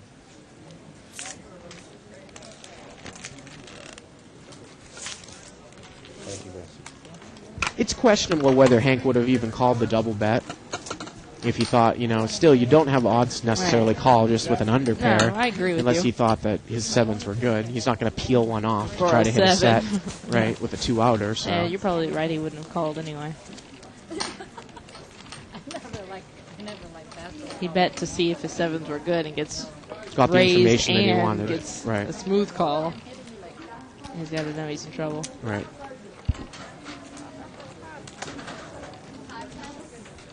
Now Maury's going to raise. Wow, look at this with another suited connector. In second position, he raised with a 7-8 of spades.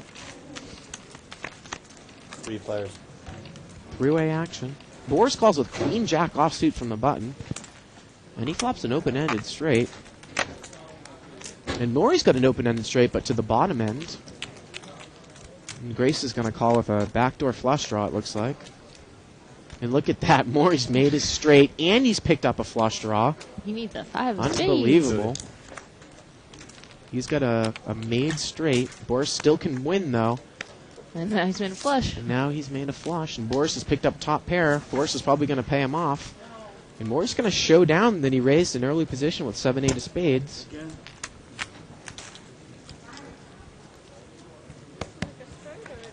Boris does not look happy. I actually don't mind it.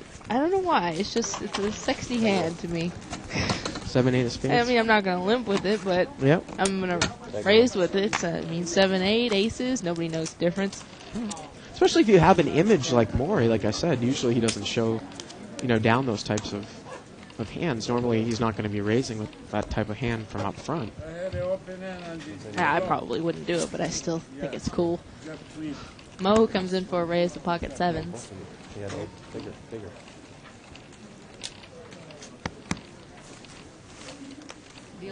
Okay. And George is going to call here with a 7-10 of hearts.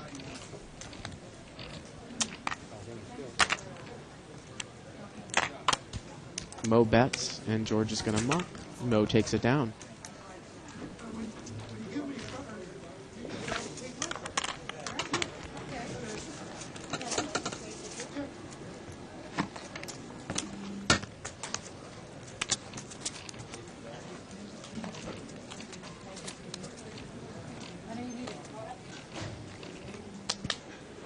Pocket kings here for George in the small blind. No, it's locked. Pretty much. And he's going to get to play. I thought he was going to have to chop it, Jennifer, but Grace is going to raise from seat 6 with Jack 10 of spades. And George 3 bets. 3 bets. So kings against Jack 10, heads up. Let me double check now. 3 bets. Grace says bad timing. Oh, and Grace has flopped a flush draw. Grace is going to raise. I would probably think George is going to 3-bet. And he is. And Grace 4-bets. Look at that. Now, there is no cap heads up, so if George still thinks he has the best hand, he could continue to go, but he shuts down here a little bit. Let's see what happens on the turn. Turn is a 10. It's going to give Grace a top pair and a flush draw. He bets in front of her, and she's gonna pop him. So George bets, Grace raises, and now George is, what is he going to do? Is he going to 3-bet here? Nope, he just calls. And the turn is a king. That gives him 3 kings. Would be the nut this hand, and of course he's going to bet. And she's going to pay him off. Yeah. And if he was scared of his set, it doesn't matter. He had him the whole way. And he takes it down. And his big pocket pairs are holding up tonight. Whereas a couple times when he was on the show for 30-60, he was losing with these types of hands.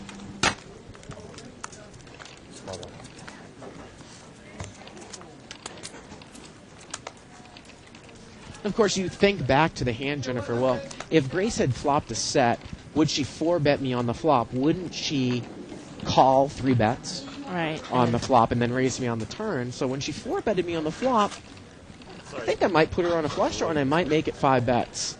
Right. And with my kings on pre-flop. Again, we had the luxury of seeing the cards. Of course, right. Yep. You know what? I think he played it safe. Take it.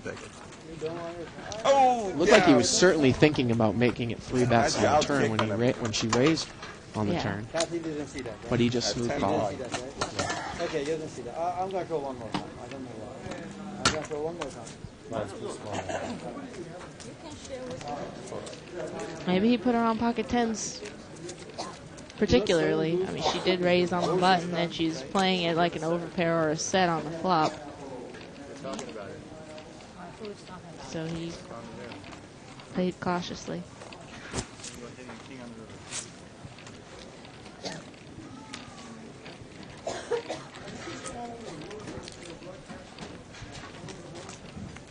Go ahead. 3 players. And it looks like it's just limped in here. Boris is limped in with King Jack under the gun. Damon is there. 9 deuce deuce. And Mo bets in with the flush draw. There's 2 clubs on the board. Boris is going to take one off. He calls. I just got it set up. Turn is the club. That's going to give Mo the flush. And he bets, and Boris It's the 10 of spades. And he shows the flush. What happened? Just bad cards. I love betting out and as a semi-bluff in the blinds, Jennifer, when the pot is short-handed. There isn't much money in the pot. Especially with a couple rag cards, 9 deuce deuce. You could have anything, you know. Right. Definitely bet there with Queen 3 of clubs. Well played by Mo. Small blind, big blind, please. Whatever it is, I didn't do it. Mark the low card. You getting hot? Huh? Okay, he can turn that on for you. Turn it off? No, yeah, plug it in, and then you can go on low. You can't plug it in because the plug is broken. Oh, is it really? I knew that was going to happen. Someone's fixed it. You can turn this one up to high over here, Pete. It's not plugged in. This one can go on high. What guy's name? His name is Peter. Maury comes in for a raise with ace-7. Offsuit from the cutoff. It's broken, Pete. Because the plug is Boris is going to call with pocket 3s. Heads up. Mo can take care of it. pretty bad. Ugh, and the ace comes right away, Jennifer. Maury bets. And Boris is in trouble here unless he's just trying to peel one off for the 3. A 6 comes on the turn. And it goes check, check. Maury's checked probably to induce a bluff here. But Boris doesn't fall for it. Boris checks right into Maury. But he calls. And Maury might have gained a bet there by checking the turn, Jennifer. Looks like it. He might have also been scared that Boris might have had a deuce, and if he bet on the river, he was just going to call with his top pair. Sometimes you can make that move when you have top pair and the board is paired. You might check the turn. Could induce a bluff on the river, or if the guy does have trips, you've saved a bet by not getting check raised on the turn. Right.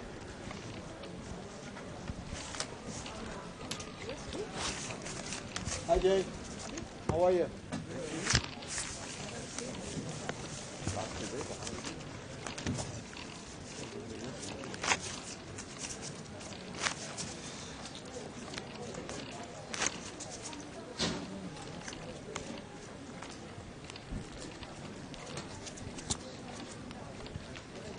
Slippery. They're really slippery.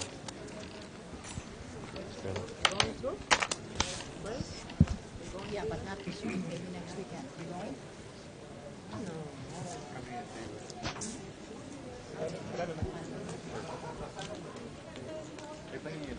Hank's gonna raise on the button. Well, he's first in with King 9, and look who's in the big blind, Jennifer. You let. Yep. Pretty good move. Maybe we can bring Jay here.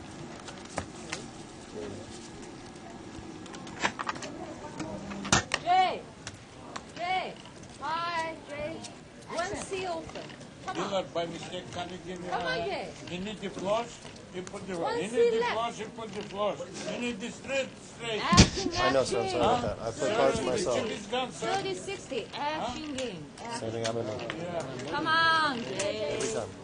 I saw you at Commerce. Looks like we got a new player coming to seat 4. That's Jay.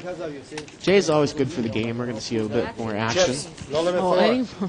Anybody who complains that it's the dealer's fault and he doesn't Well, that's- make a hand that is was probably good for the game. Well, that was Boris actually Oh. complaining in seat 3. But anyways, you see a raise here by Mo. He gets called in a couple spots.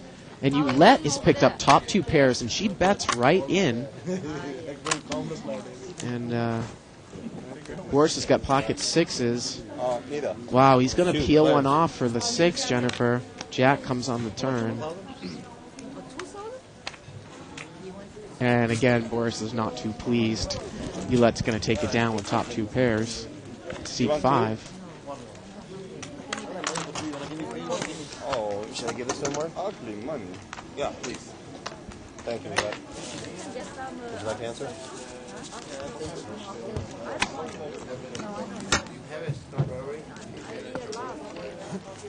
Big blind. Chicken. And then Yeah, you decide to call, sir. Yes. Always a good idea, just run it over there. Call. No strawberry shake. Go ahead. Raise it. Somebody's raising. It's That's Yulette. She has pocket 8s from the button from seat 5. Maury is going to call. He had limped in with ace-jack offsuit. And Jay is in there with deuce-3 offsuit. Wow, all spades. Maury's got the ace of spades. Yulette's going to bet. Let's see what Maury does here. He's just going to call. Now, if Jay mucks here, you might see Maury just bet into the turn here no matter what happens. He wanted to keep Jay around. Let's see what Maury does. Oh, he's going to check. Yulette checks right behind him. And the river's a jack. And that actually gives Maury the best hand with ace-jack. And Yulette bets the river. You got to think Maury's probably going to call when Yulette check the turn, right, Jennifer? Right. Wow. Wow. I don't quite understand that one. Now Yulette checked the turn there with that board, 6 queen Which 10. means she doesn't have a queen. She's got. I guess she was scared. He was scared that she might have ace king. But I still think that might be worth a bet to see there on the river, Jennifer. Well, anyways, we are going to go to the table talk portion of our show. We're going to turn the announcing mics down and the table talk mic up.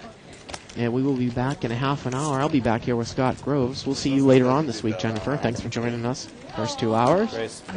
We'll see you later, Bart. Enjoy Table Talk, everyone. Please enjoy tonight's portion of Table Talk. Call him Grace. I know it sounds like Grace. There we go. Okay, no. Grace it.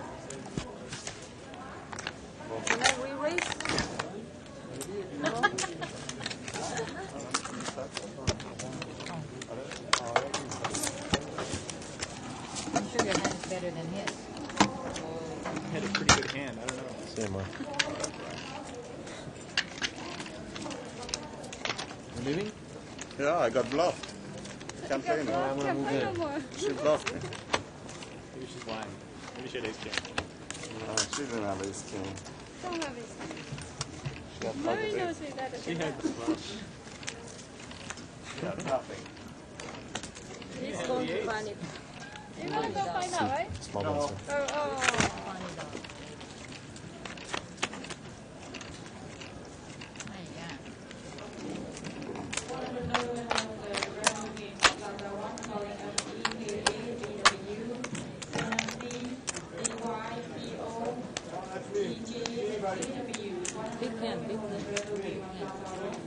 You're good. I got you. Have a straight follow. You got it.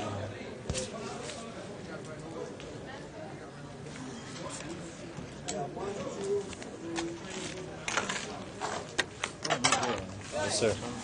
Okay.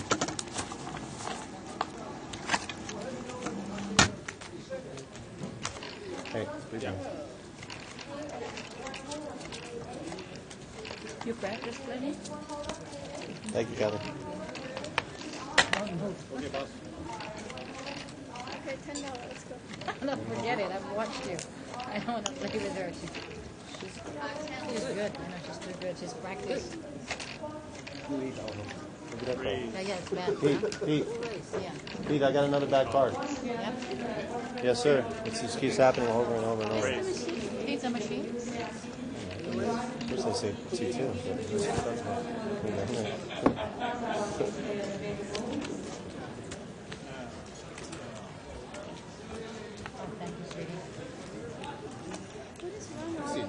Seriously, that one's another that just came from me and it's messed up again too.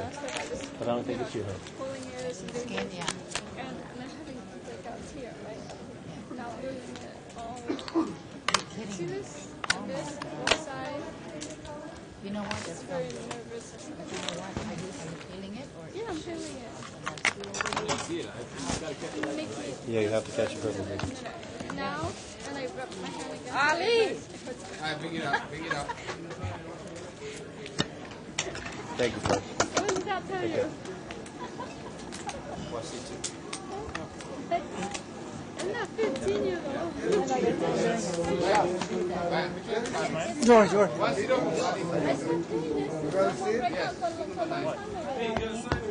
He's going there. Gonna come here. Go there. You want to move here? Okay. no, you have one more hand. Take one hand. You have one free hand. Yeah, one more hand. Okay, cool. Black King, I think. I couldn't even tell. I was looking at it. Yeah, you got it. Hey, can you play his hand and play it really slow so I can go to the bathroom? Go where?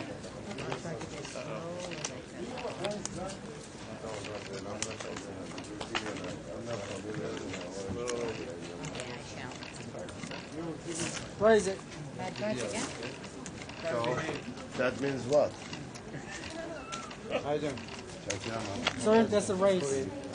I can't hear everybody. You're a young man. I haven't seen you in a long time. Why? The commerce guy. I just got out of the jail yesterday. He's married to commerce now. Are you? I don't like it actually. I like commerce better. Why? Because they treat you bad. Why? They treat you bad.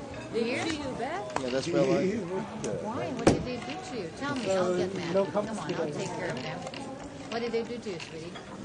So you come in 3 chips? Yeah, 3 chips. Oh, yeah, well, yeah, come in. Yeah, because you Big blind or 3 chips?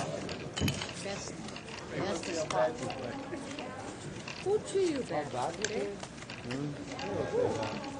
A couple of girls treat me bad. Here?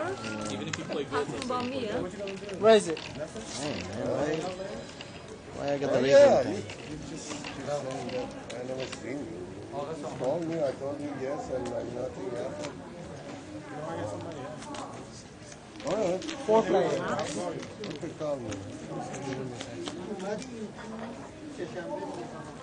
Check.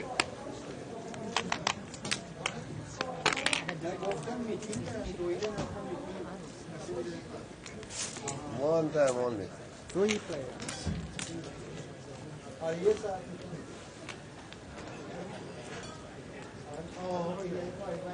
You got it. Yeah. She played very slow. See how slow I play that one? Wait, this is the same hand. King. Kalush. Because last hand raised, nobody called. What? Where is two correct? No, I have pocket pair. Oh, so I was ahead. That's what I have. Thank you.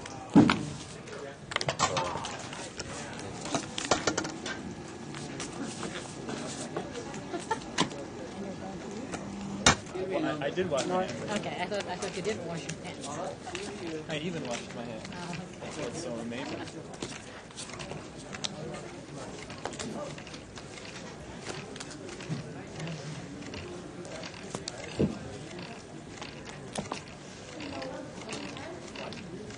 Okay. My turn to go. Alright, I'll play slow. Okay. 3 players. I did. I put already. Don't worry. You have to put it one time only. They miss it sometimes. I don't care. They said you have to leave it in there. You have to always leave it here. Actually, it is better to live like this. He don't want nobody know how he plays. Do you have any other game? All the Yeah, you'll be professionals, they don't want famous. they know how They're they play. secrets. They don't want to reveal their No, secrets. it's not that. Somebody just asked me, Cassie, why are you playing this game? You want everybody know how you play? You crazy? I said, Why do you care? So let them all know how you play. I said, they know how I play already, so it doesn't matter. It doesn't matter. Yeah, everyone's different. Race. See? Where is it? Oh, people are going to know. They're going to know. They're going to know what you race no with. choice. I have to show everybody what I got.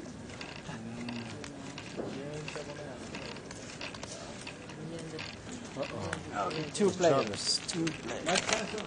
Yeah. Let's chop it, darling. Yeah? Good. Can you go over there? Huh? Yeah, black cat, man. What I got? 7, 8, 9, 10, jack. That's straight. Nice. See, I didn't bluff you this time. Nice. Thank you.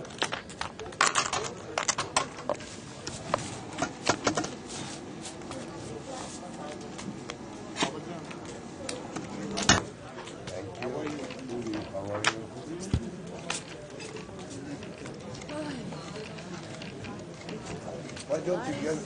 They see the dealer, everything.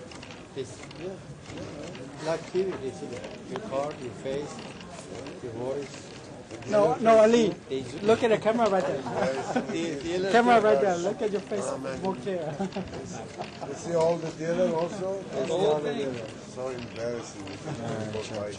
Oh, you don't check? And the floor man too? Nice You see guy. the floor man? No, they don't. No, he's off camera. He's off camera. On my camera. Where is it?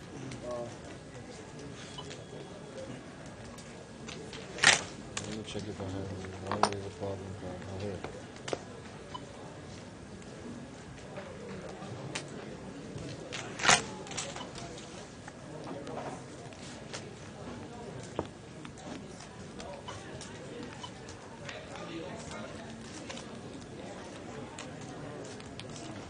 Let's give him a few information. Almost. 2 pairs. Now they're going to say, Cassie, play that. You should bad. You should raise it one time. King, King 9. He's a nice guy. That's what I said. He's a nice guy. Really? Yeah, you're a nice guy, man.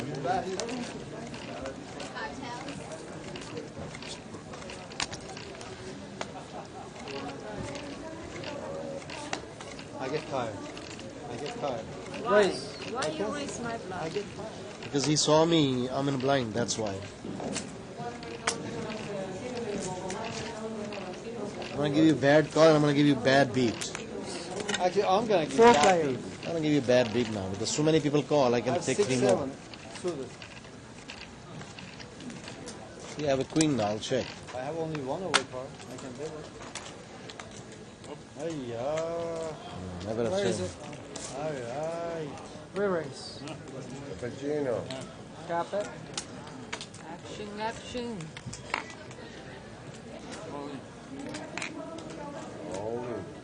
I put you on pocket 4. 6 on a side. Bowling.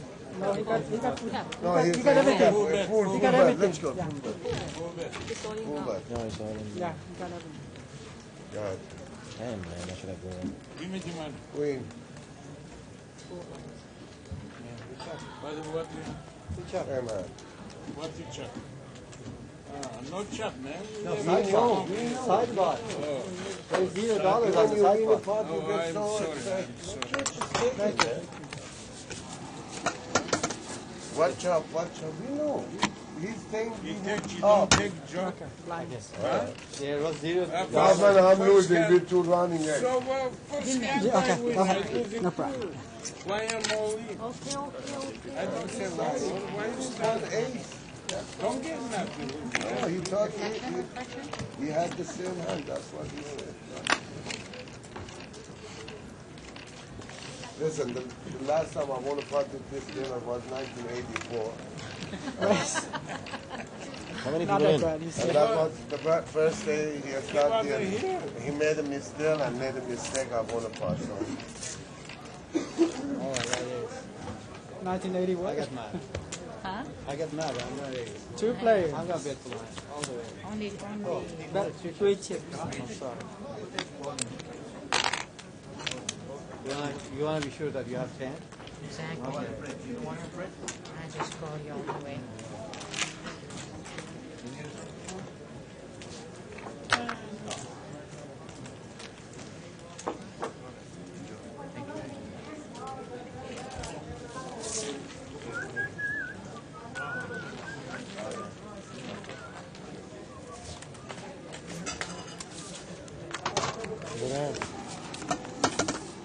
He's mad, huh? I have to be afraid now when you're mad now. I got mad. Big blind 6 with. Hear that? Yes. And I'll see if anybody want to play 10 to 20 blind or what you doing here? Ah, Jack. Oh, you know. Oh yeah, I think I'm blind knowledge. If I have played here, Where is it? I get all on two more players. It's done. Yes. Ali, I play the limit holder, right? Yeah. I play no this limit. Fine. Okay. I play no look, cap every hand. 3 players. He wants to go. Tournament? Yeah, no look. I didn't look to my hand, every hand cap. You kidding? Not you, I don't think you play that. What is it? Fish? 2 players. What is it? What kind of fish?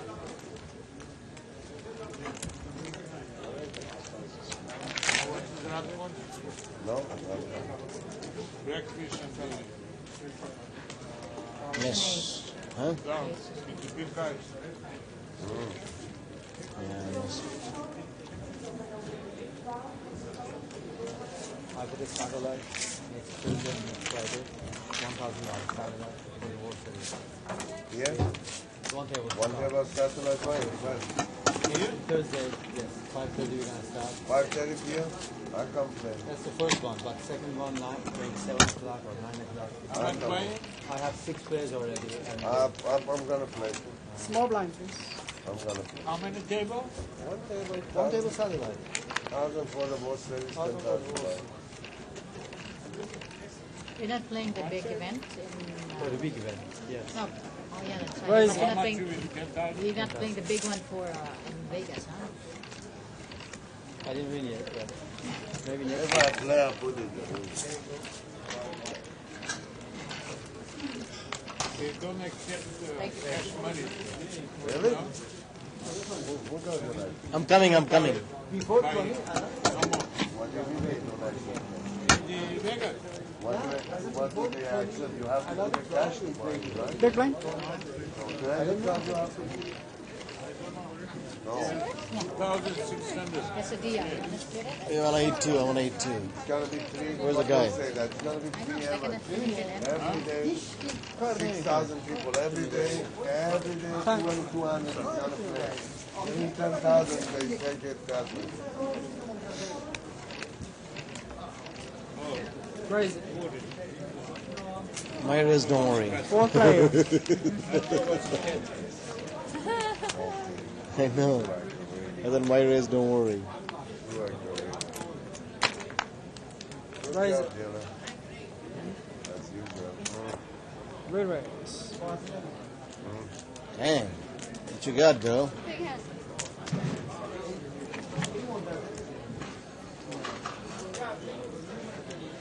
Alright, I'll check in one hand. 2 players.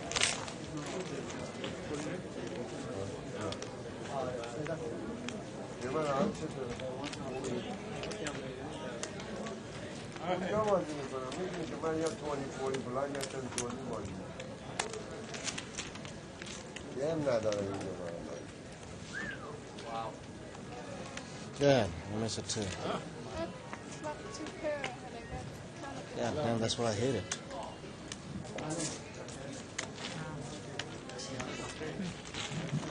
I have the best hand before. Thank you. Very lovely.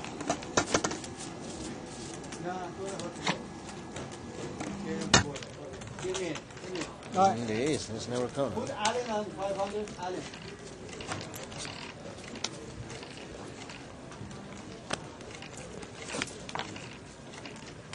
Where's I know, I saw that. I saw the card. I know you had 2 pairs. So I'm looking for ace now, maybe come. 2 players. It never come.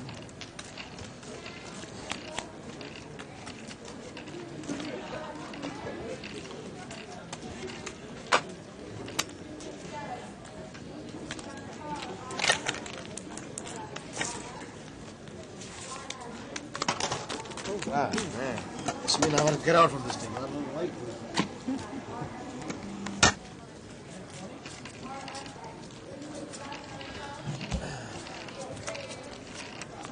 Thank you.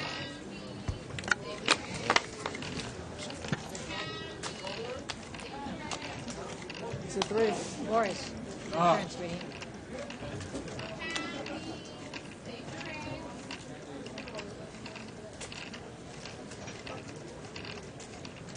Where's Service.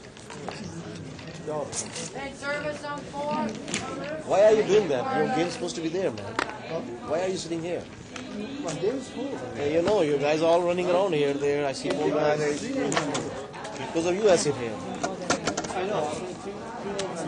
Because of me, she's down here. Not there. For you. On me. So really, isn't it? I want a food, man. I gotta get food. Quesadilla, man. ¿Quesadilla, chicken quesadilla o regular quesadilla? Give me a grilled quesadilla. ¿Regular quesadilla? Chicken.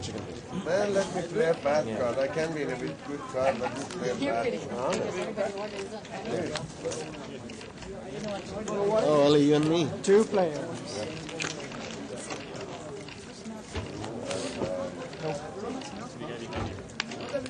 What you got? Bad curly throwaway. Where is you? Bad boy.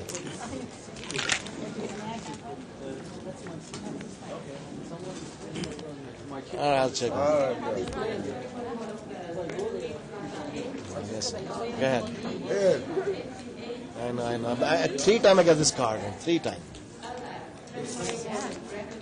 3 times I got this card back. Thank you. I gotta play bad.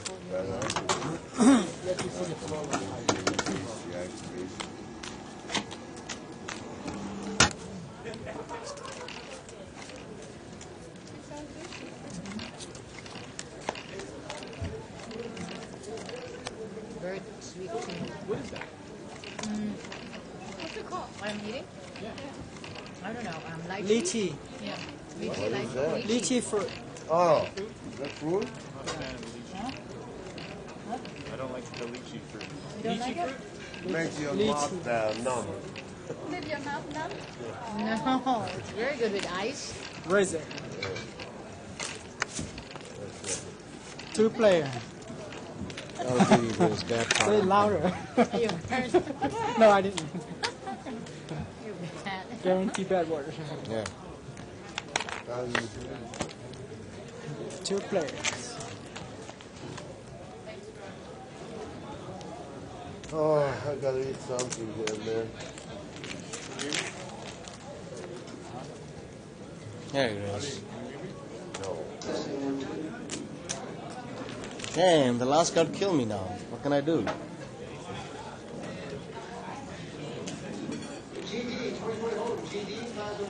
You had a 6-2. I almost had a 6. I out-kicked you. You give me a kicker too. Thank you. They don't want to, nobody want to play tennis tonight? I'm gonna go there. I'm gonna go there. Nobody want to play shorthand. $1,000 even one hand. Shit, man.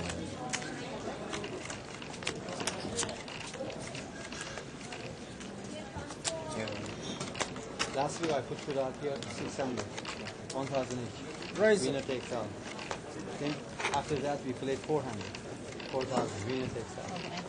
Oh, freeze I out. had You freeze freeze out. out. I had 3 games. Freeze out. Freeze out. That's not bad. Ali, go all the way. I'm all in. Let's go, let's go. All in. I have 1 pair. Me too. Oh, Jesus, then you win. I have 2 pair. Shit, look at my luck, man. That's good if you have money. That's what I'm saying. Look at my luck, huh? Thank you. Heal me out, heal me out. I don't want to play this game. I will never play this game, goddamn. Small, big pictures. No, you cannot.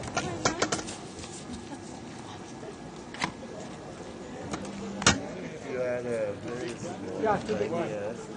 Because he didn't. Food comes out, I'm coming. I can't say nothing in front of you, right? What's going on, bro? No, bro. Got a microphone on. Oh, what? They love it. I love it. What is it? What are you doing?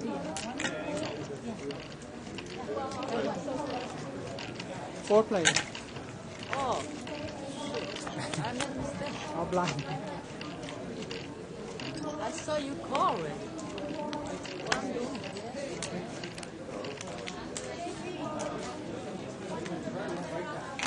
Yeah. How are you doing, Jack? Break time. Break time. Good luck for you. Ali, you take a big blind?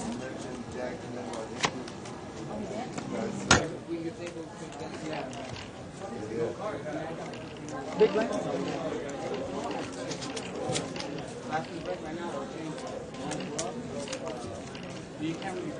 Sit open on 4.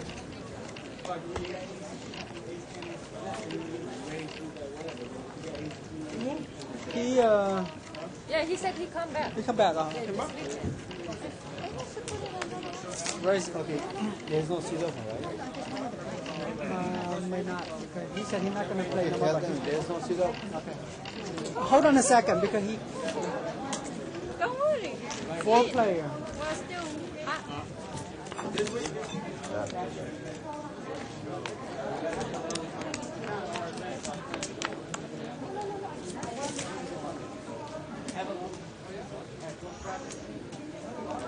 Two players.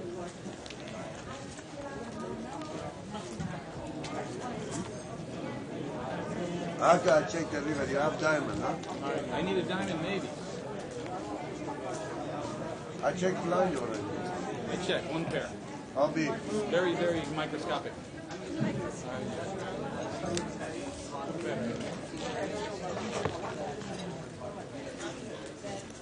Thank you. Yeah.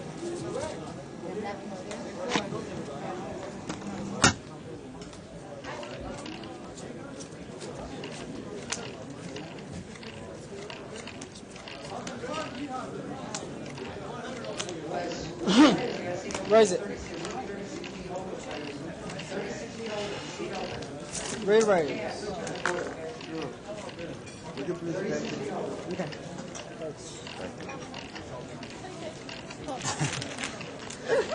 Two players. Yeah, I can take that too. You don't even deserve one of them. What are you talking? I got it already. 2 players. Where's your hand? You still play here? Huh? He's somewhere. You play here? You work there, right? Yeah. Very nice guy.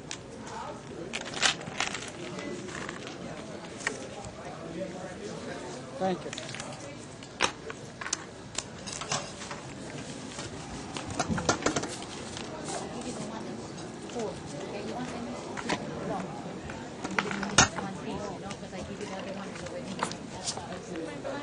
Yeah, small.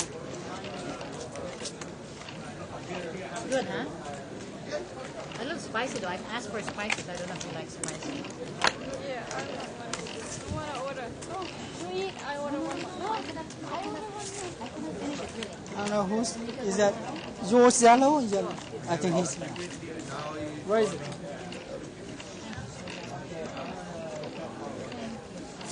Grace? There's a race. Thank you, sweetie. When you nobody Check. call, I wouldn't call it. Check. Go ahead, go ahead. Check. Got it. I'll beat you out there. Deuces. When you nobody call, I wouldn't call you. There.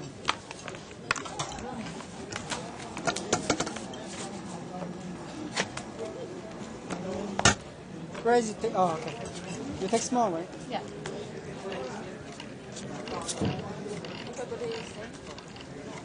Oh, no. Is it too spicy for you or not? Not spicy at all. You're not? Where is it? It's spicy.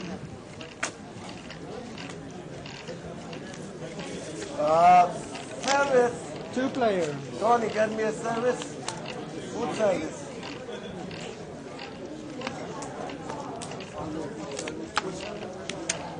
Service, please. Service, 1 and a 4.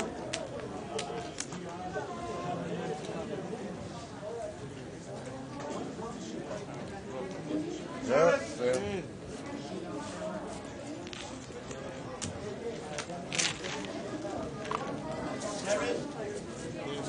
Thank you. Let me have the same thing.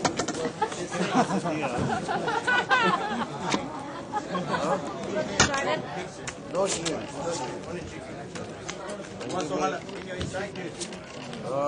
No. Just give me this one. You want something like that one? No jalapeno. Normal. That's it, bro. Come. Oh, he's on the What do you want to drink, bro? Yeah, please. I don't have a card. Where is it? Kathy, give me your card, please. Ali, are you leaving? Thank you, sweetie. Huh? Pretty soon? Are you going to be leaving pretty soon? Am I what? You're Are you gonna going to be be leaving. leaving pretty soon? No, what? Let's do it here. Okay, I'm going to hold on here and you're going to move this one. Okay. This is the time to steal. Okay, what do you want? I don't know, I got something. Alright, you guys, we're going to end up having to move the game. But it's going to be short. We don't have a board. We're just afraid the game being short. Play short-handed. Isn't that more exciting to watch anymore? Good internet action. What happened? I'll play all the way. Go all the way to heads up. What do you want to put here? The 10-20? It was going to put it 200. They're trying to keep the game full. It's too complicated. And all George, these you play maybe... short-handed? I'll play heads up. We got a heads up We'll game. play heads up. That's interesting to watch. That would be fun to watch. That'd be fantastic. I'm going to be short. We got players. All right, let me talk to him. Okay, we keep going for this. Okay, then.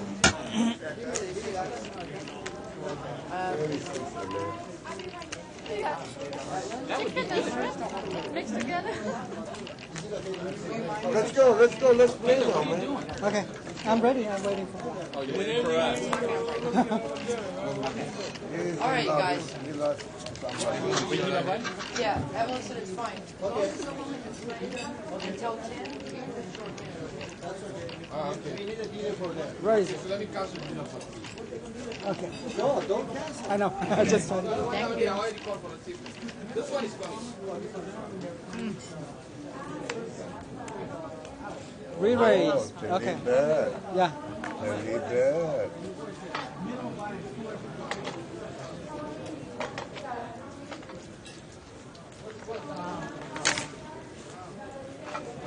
Get him, Ollie. Okay. I Two will. players. You know what he has. 2 players.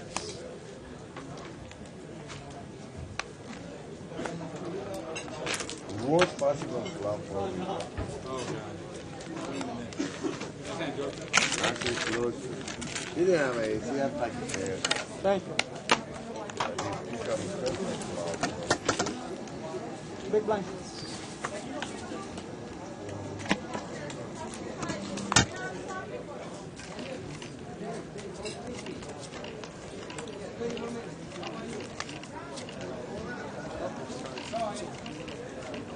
I know.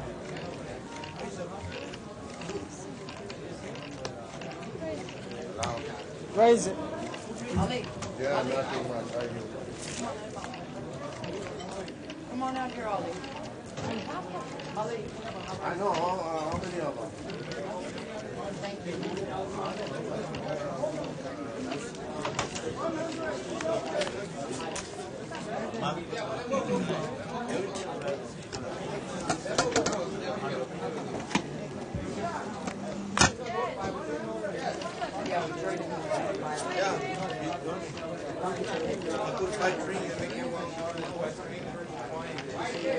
Grace. Sorry, sweetie. No problem. The game's over? Is this game over? No, The previous hand. the previous hand. Yeah, oh, but I'm No. Raise it. Who won? Who won? What is going on there? Two play. Why move over here? Why are they opening another hand?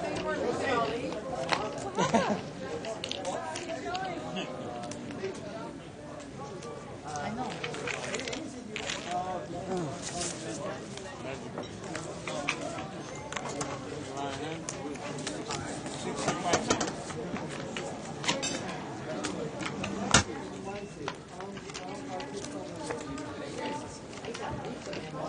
Where are you going? No limit. No limit. And we are back, and I am here joined by Scott Groves. How you doing tonight, Scott? Pretty good. Good evening. So we're playing 30-60 limit game right here. It's people have been shuffling around in and out all night. I understand it's one of those evenings where most of the players kind of know each other, have a real good feel for each other, and not too much action, not too much gunslinging. We have got word that they're going to keep the game going, and a couple people have extended their invitation to stay and play some exciting heads up if push comes to shove. Well, Grace 3-betted Hank there with ace-jack in the blind. And she had the best hand the whole way. It just got better and better. She picked up a jack on the turn. And she takes it down. And Bart, there's always some interesting thread and conversation on 2+2, or even players that play with Grace about how kind of sporadic she is and what type of player she is. Do you see a benefit in that type of play in limit, or is it just her particular style that works kind of only for her? Well, she definitely has her own style. Of course, I will usually criticize an action player because they call too many hands down, and I think in that case, I think Grace does call a little bit too much.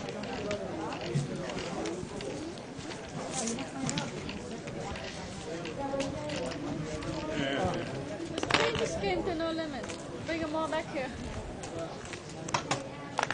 And you let one of the tighter players at the table, probably not her forte playing shorthanded unless it's no limit, because she is one of the much more tight limit players. Which is kind of a shame when you have Grace, who's a little bit more crazy and sporadic directly to your left. Raise it. Well, Yulette is going to raise. She's got ace-king. That's a raising hand in a full ring game as well. No. Button move. And, we are playing six-handed right now. A couple seats open. Come down to the Bicycle Casino in Bell Gardens, California. We get a couple seats open there for you. Already moved. Of course, we webcast live action cash games Wednesdays through Saturdays from 6 to 10 Pacific time. And now Grace looks like, did she get up too? Where is it? Oh, she's back. She just got up temporarily. No, Yulette is raised. Again, we're dealing five-handed now. So strategy's a little bit different, more aggression. She's coming with king-jack suited. I like the raise. And Boris making a very loose call with deuce-9 of club. Oh, no, he's got pocket eights. So it's heads up, king-jack against pocket eights. Roulette checks the flop. It goes check, check. The turn is a 5. Now Boris bets the turn. And you let mucks. Normally you'll see someone bet the flop there, short-handed. Yeah, you know, even with the overcard to the board, if you're short-handed, or actually in any limit game where only a few people take the flop, it's so much more likely that somebody missed the flop opposed to hit it. I always like to bet with any pair there. Obviously hoping to take it down there, and if you get called or if you run into a raise, you kind of know where you stand. I'm a big fan of not giving the free card, Bart. Raise it. And Hank is going to raise here. He's got Jack-7 suited from the button. Again, we are dealing short-handed. That is a better than average hand with you letting the blind. I like the play. Boris has got King-Queen offsuit. And he's flopped a king, and you'd think he's probably going to check raise here. No, he just check calls. The turn is an ace. Boris can't like that. And Hank continues to bet, and Boris continues to call. The river's a queen. And now Boris has 2 pairs. And it gets chipped down.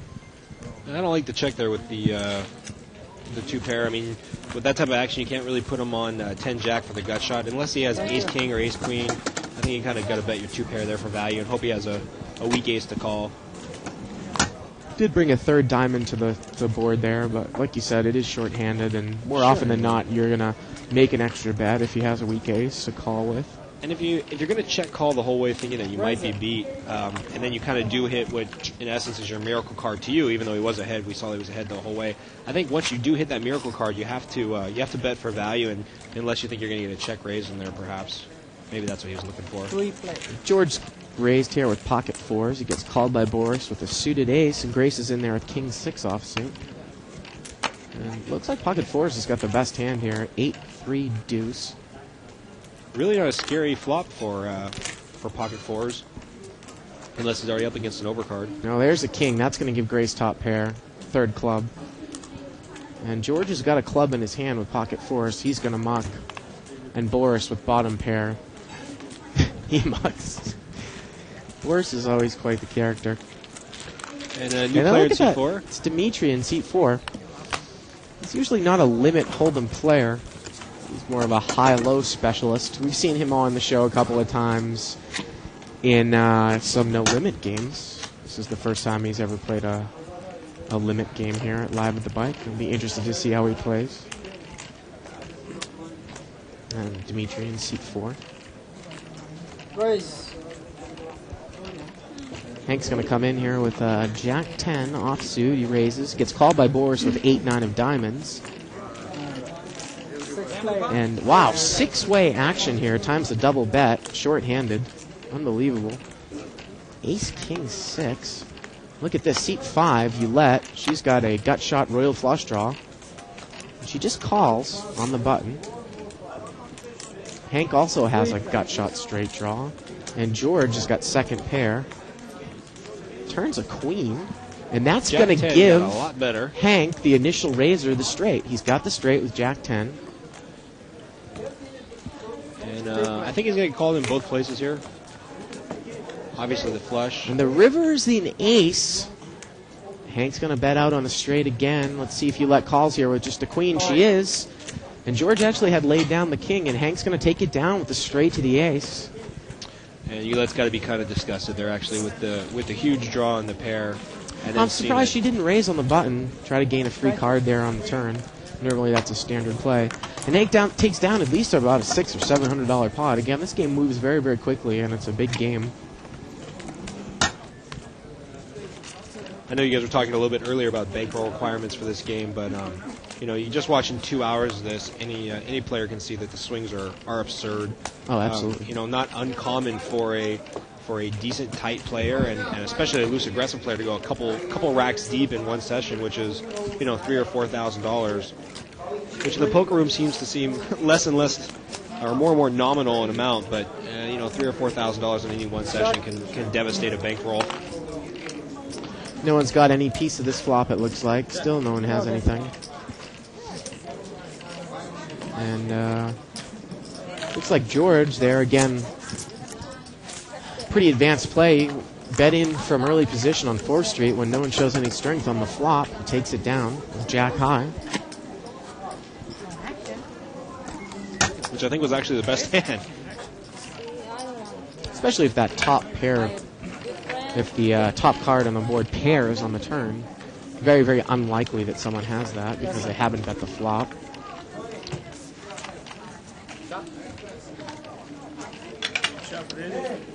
And looks like we're losing C8 there. Kathy. I know we spoke about this a little bit the last time we did live at the Bike Park. What do you think about chopping hands when it's short play like this?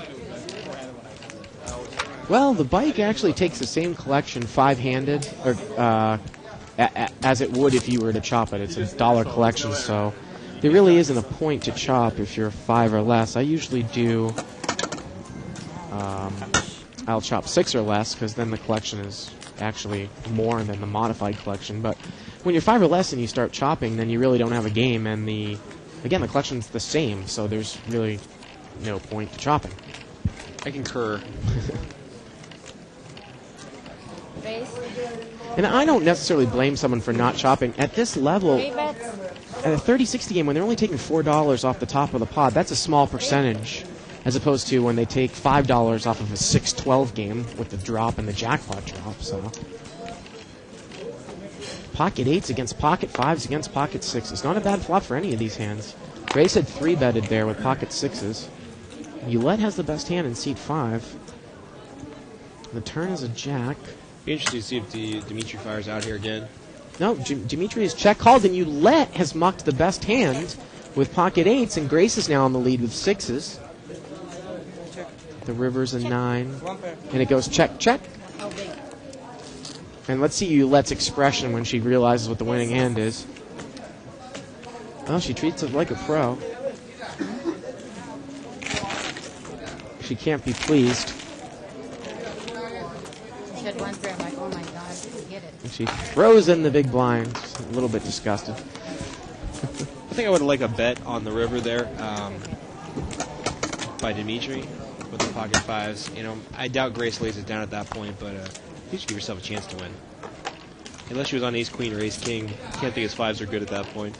Well, of course, Grace will call down with any bottom pair and sometimes ace high. So that's true. So I stand corrected, actually, because I guess that's the one player you don't want to bet into on the river. Grace is going to raise here with queen 10 offsuit. What's it drop? 3? 3. Dimitri calls. Dimitri's got pocket 8s this time. 6 play. And it's heads up. Pretty good flop for pocket 8s. Let's see if he check raises here. And that's what he's done. He's check raised Grace.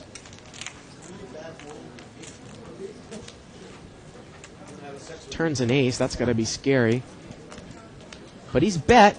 And look at this. Grace makes a bluff raise. And Dimitri lays down the best hand. What a great play by Grace. Playing her position. Playing the cards. And Dimitri mucks the 8s. Grace takes it down.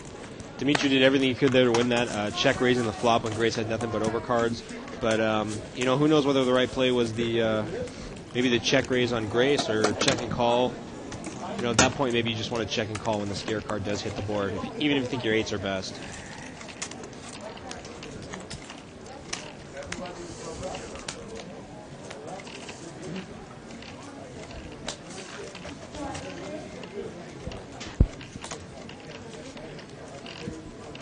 And now Sparks is going to come in for a raise here.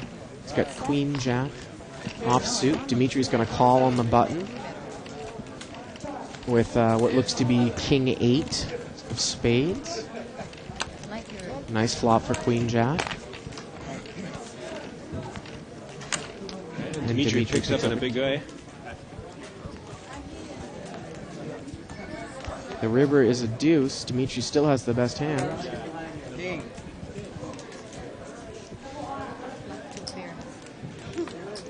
Hank can't be happy about that in seat 2. Dimitri called on the flop there with an overcard. No real draw. I think there's a little bit of a frustration call by Dimitri, and you know, George takes it the right way and moves on. Hank there. Oh, Hank, sorry about that. Oh, that's right. George is on the other side of the table. Must be desperate. Yeah, I was desperate. I could have played it. And Bart, you've been sitting here most of the night. Any idea what most of these people bought in with? Is George and Grace just tearing it up, or is there a couple buy-ins on the table there from them? Or? It's tough to say who really is up a lot of money here. Money's been shifting back and forth. What is that from Thailand? Sorry? No. Comes from Thailand? No, Cambodia. Three-way action. Queen 3 deuce, couple of hearts. George is going to bet in there with ace high, and he's going to take the pot down. He has a gut shot to the wheel. Makes a nice little semi-bluff there and takes it down. I haven't played with George before. So far, I've been pretty impressed with his bets that I saw when I was watching outside, and since we got into here. You play with George often, or is he fairly new to the bike? The only time I really have seen George here is when we've done live at the bike. Just a bit of an internet guru in his own right. Nice. I guess he's a popular poster on Internet Texas Hold'em site.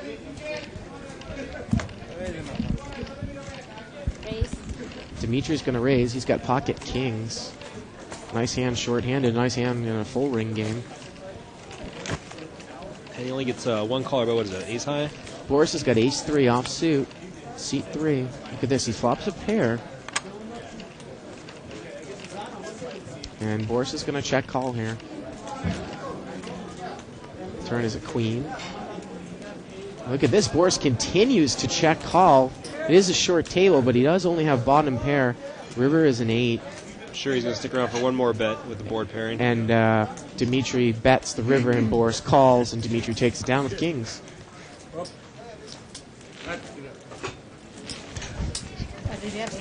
And I guess Boris is going to leave in disgust. Wow. I mean, shorthanded limit hold'em. Obviously, a pair is strong to a certain extent. Excuse me, I was wrong. Boris just went over to pick up a card that he had flung off the table, which I'm sure he did not do intentionally. No, not at all. I would imagine that five-handed these players are not chopping. George is going to raise it up here from the button. He's got ace 10 offsuit.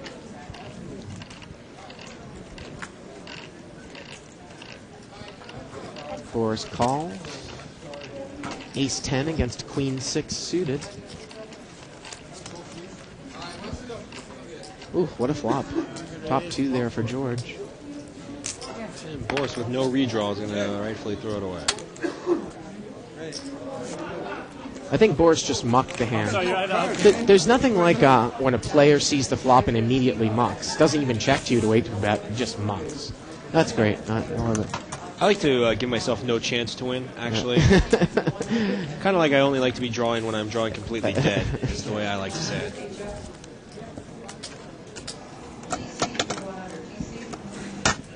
Move me.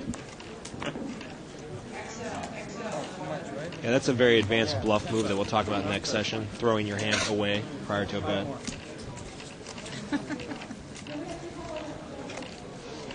Throw your hand away, guys. Okay. All right.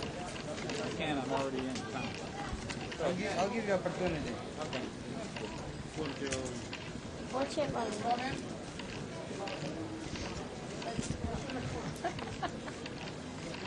Looks like Boris is all in there in seat 3 for 4 chips. He's got 2 live cards. That's good news.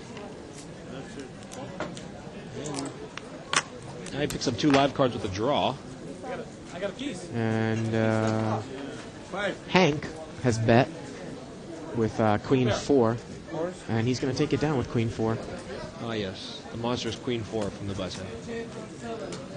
And let's see if Boris is going to rebuy. Looks like he is. Looks like he's going to the pocket.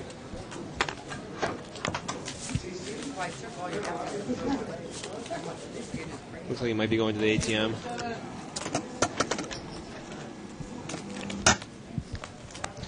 Well, like I said, Boris is of the old school poker player, category, grizzled, hardened. I don't necessarily know if he believes in banks. He's going to keep all his bankroll in his pocket. It's pretty good. A mighty fat mattress at home is what you're saying, huh? C3 is 700. And the big blind folds, and Hank takes it he down. does a little pot with no risk. You know, we say little relative to the amount of money that's on the table, but you know, a raise picking you up $40, $45 a few times an hour. I mean, that's big. Well, that's a decent hourly rate right there. If you can win 40, 50 an hour at a 30-60 game, you're doing pretty well.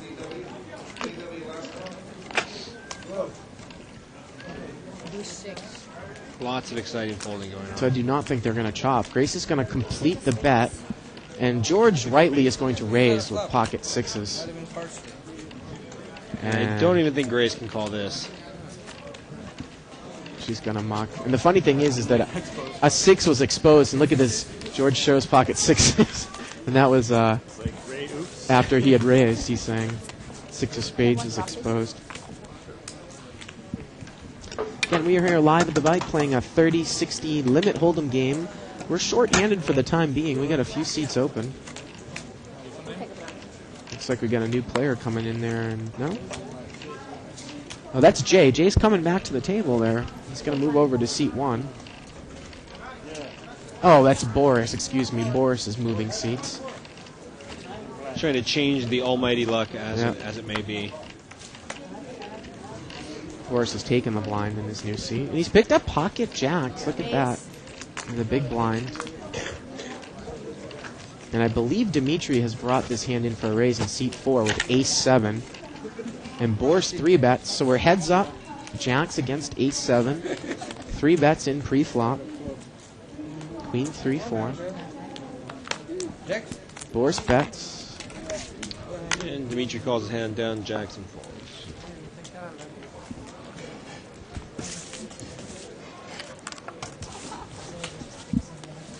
You know, I think the reason it's so difficult to control your funds and control your hourly rate and limit is, you know, for example, Dimitri comes in short-handed with ace-7, which presumes to be the best hand, and you run into jacks where you get 3-bet. I think he has to know his hand's no good there, but it's just so hard to throw away and not see the flop for that extra bet. And I think that's what turns a lot of limit winning players into limit losing players. Look at this. Boris has picked up ace-king suited in the small blind, and he's going to 3-bet Grace. Grace has come in with king-10 off-suit, and Boris is once again in pretty good position. That seat change doing him well so far. Oh, look at this. Grace flop top 2 pair. Boris has got top pair. And Grace just smooth calls the flop. You got to think she's going to pop Boris on the turn here. Turns a deuce. And Boris is going to lose several bets here. Boris is going to have to catch an ace here. And Boris calls. Boris just calls. I like it. Losing the minimum as it is. River's an 8. Boris is not going to be pleased by this result. King 10 beats ace king.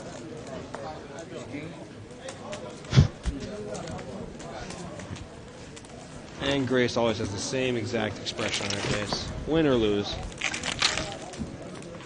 Thank you.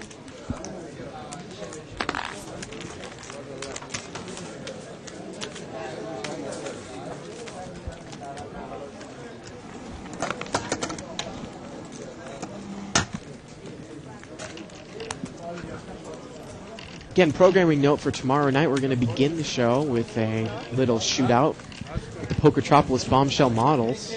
Nice. And I will be back here in the booth, and Denny Williams will have the honors of being out on the floor with a headset, helping me announce. I don't know who decided that one or how he got that gig, but I'm stuck back here, and he's out there. He's queen off suit here for Dimitri, who's raised pre-flop. And he's going to bet. King, 8. Grace calls with ace high here, Scott. Okay, check. And it goes check. Check again. And the queen, and the jack comes on the river, and ace queen is going to play. I really thought there was going to be a bet and a call there on the river. But That's definitely better.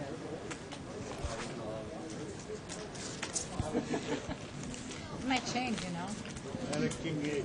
Oh, yeah? Only in America. Again, this is one of the first times I've ever seen Dimitri play Limit Hold'em. He tells me that this is not his game. He's a mixed game player. Sometimes he'll play an HOE, and he says he'll get up and go to the bathroom or smoke during the H period. Come back and play during OE. You don't believe me? I've never played in my life 30, 60 hold'em. That's what he's saying. Really? Yeah. I usually play something else. Raw. Look at this. Now, Ouellette's got ace queen of clubs. She doesn't re-raise out of the big blind. Sometimes people will do that for value. And hits her hand in a big way. And she bets. Seat 6 is out of the hand. Boris has got an open-ended straight draw. He's going to call with 8-9, so it's ace queen against 8-9. The turn is an ace. That gives Oulette top 2 pairs. She bets. And Boris calls. A few cards can be real devastating for Oulette here because she's obviously in a bet for value on the river. Well, 9 comes. You wonder if that's going to make Boris call. Oulette's pretty tight, though. I would muck this hand in a second. I mean, he's going to make a frustration call, Scott. She's got top 2. You have to know where Oulette is. Open and straight. My favorite... My favorite was when players are dominated before the flop, dominated on the flop, dominated on the turn, and just severely upset that they didn't catch that Miracle River card. That's my favorite thing in all of poker to see. First time. Back in Kiev. Casino split. Santa Monica Boulevard. Every day I lose. I've been losing since then. Leave him to me. Raise him up. And Dimitri's going to come in with ace-queen offsuit from the button. For a raise. And you know Grace is going to vigorously defend. Let's rock and roll. She's got 8-10 offsuit. I got it. Jack. Good hand. Oh, look at that. What do you do? 8-6 Jack. And it looks like Grace bet and Dimitri called. What do you do now? The turn is a king. What's going on? And she checks. And what does Dimitri do here? Check raise. I got the something, okay? Check to you. And Dimitri's going to take a free card. The river's a 10, and it's going to give Dimitri the nut straight. And he's going to raise it up. And look at this. Grace caught 2 pairs on the river. It's really the money card. The 10 makes him a lot of extra bets there. I thought it was actually going to go 3-bet after that. Nice hand. I have 2 pairs. And Dimitri takes it down, and he thinks to himself, why haven't I been playing Limit Hold'em more? Even if I bet the turn's still going to fall because he's got a gut shot. I bet the flop he falls, they're still going to fall the turn. I call everything. And Dimitri, a no-limit player, talking about how it's just so tempting to call and limit. I call everything. I cannot call nobody. I can only call I actually used to prefer Limit Hold'em Bart, and especially in my Army days when that's all I could afford. But man, once after playing No Limit, I've tried to go back a couple times and play Limit, and I just find myself bleeding money on draws like you wouldn't believe. So I just stay away from it for the most part. I enjoy watching it, I enjoy talking about it and reading about it, but playing it is just difficult for me. Well, we're going to see 4-way action here. It's been limped around. King 7-5 rainbow. And Grace is going to come out with a bet. Stone cold bluff. And she takes it down. She shows the bluff. Again, that's one of those odds bets. She's betting 3 chips to win 12. Well, in all fairness, Bart, she did have a gut shot before. Yes, she did. Can't win, I gotta try those. Don't try that at home. Don't try it at home? Okay, no more trying at home. Yeah, folks, please don't try that at the home game. Come with me. I can't take it Yeah, the game. The nice thing about having Dimitri in the game is his personality and his play always livens the game up. For the most part, I enjoy playing with Dimitri. Now, Oulette's going to raise with pocket deuces, and Grace is going to 3-bet with ace-jack suited. You know, Oulette's one of the few people I don't think I would 3-bet with a hand as weak as ace-jack. And seat 1 actually has them both beat with his pocket 5s. This could be an interesting flop. Well, 10, jack 7, pretty good hand for pretty good flop for Grace there. She's going to bet with top pair, and she's going to take it down without any resistance, buddy contending, and she Takes down a nice little pot there. That was the most successful flop I've ever seen. I still stick to my maxim that with a hand as weak as Ace Jack, even short-handed, I don't think I'm going to re-raise Roulette's bet. Well, I mean, a couple of things about that, though. If she wants to take control of the hand in position, that's probably why she did it. Okay, small blind and then you have the whole 3 round of hands. Yeah, the only thing I don't like is if you get 4-bet by Roulette, you have to know that you have a hand that's a dominated hand and don't really know what you want to look for on the flop, except for 2-pair. And it looks like we got a new player in seat 3. We'll get his name in a moment. Okay, let's go do it. Okay. No limit, I raise his hand. Dimitri's going to limp in here with King Jack offsuit. Grace is in there with 9-10 offsuit. And Boris has raised out of the small blind with Ace-10 offsuit. Not really recommended, Scott, but he's playing a little bit frustrated. And we're going to see 4-way action times 2 bets. It's already about a $240 pot. Look at this. Dimitri's flopped 3 jacks, and he bets right away. It's a rainbow board. 1 down, 2 to go. You know, I actually like the bet there because very few people are going to put him on a jack at that point, especially the way Dimitri plays. If anybody had anything else, pocket pair, 2 overcards, I think he's going to get paid off there for a couple bets.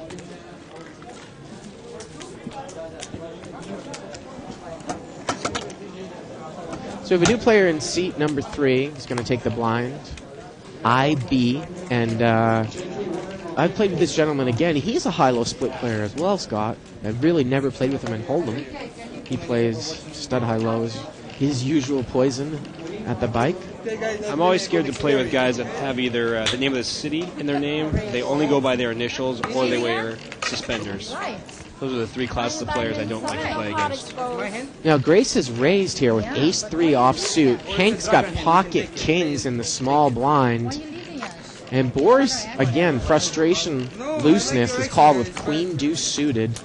Look at this. Hank doesn't make it 3 bets. You can catch me later. And now he's going to have to face 4-way action with his kings. You know, he still has almost everybody covered except for the Ace-3. Ace-5-8. Boris has flopped the flush draw.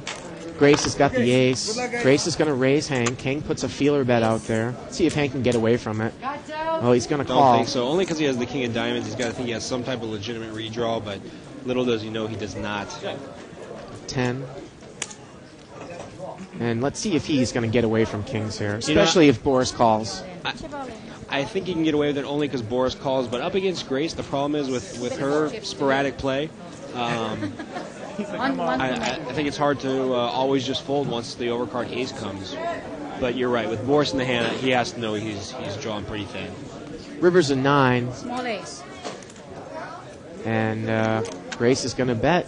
Hank can't get away from the kings. Grace takes it down with Ace-3. Boris is frustrated as he misses another draw. You know, obviously we don't like to play before the flop, but Boris picks up a legitimate draw there. And, you know, Grace with the powerful Ace-3 offsuit once again.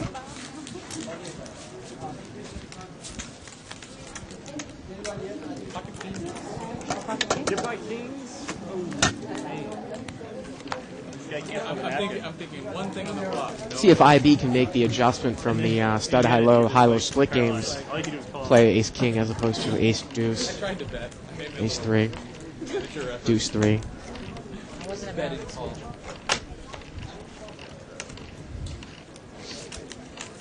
And we're down to 5-handed. 5-handed with George and Roulette both being pretty tight. So I have to imagine that Grace and Hank are going to loosen up even more here.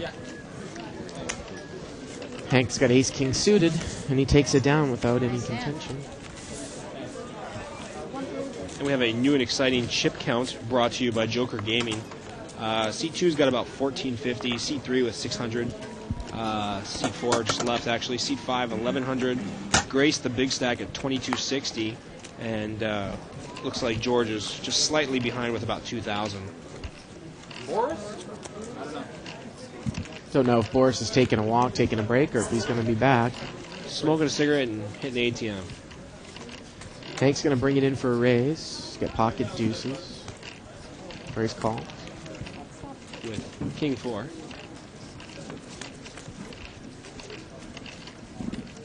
Well, Grace has flopped the best hand. You know she's going to stay in there, and she bets a pair right away. And Hank immediately mucks.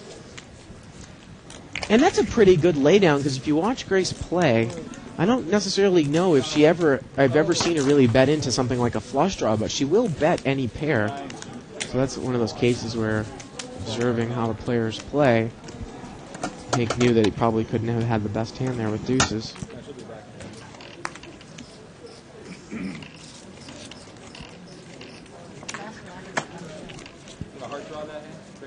No, I have a pair.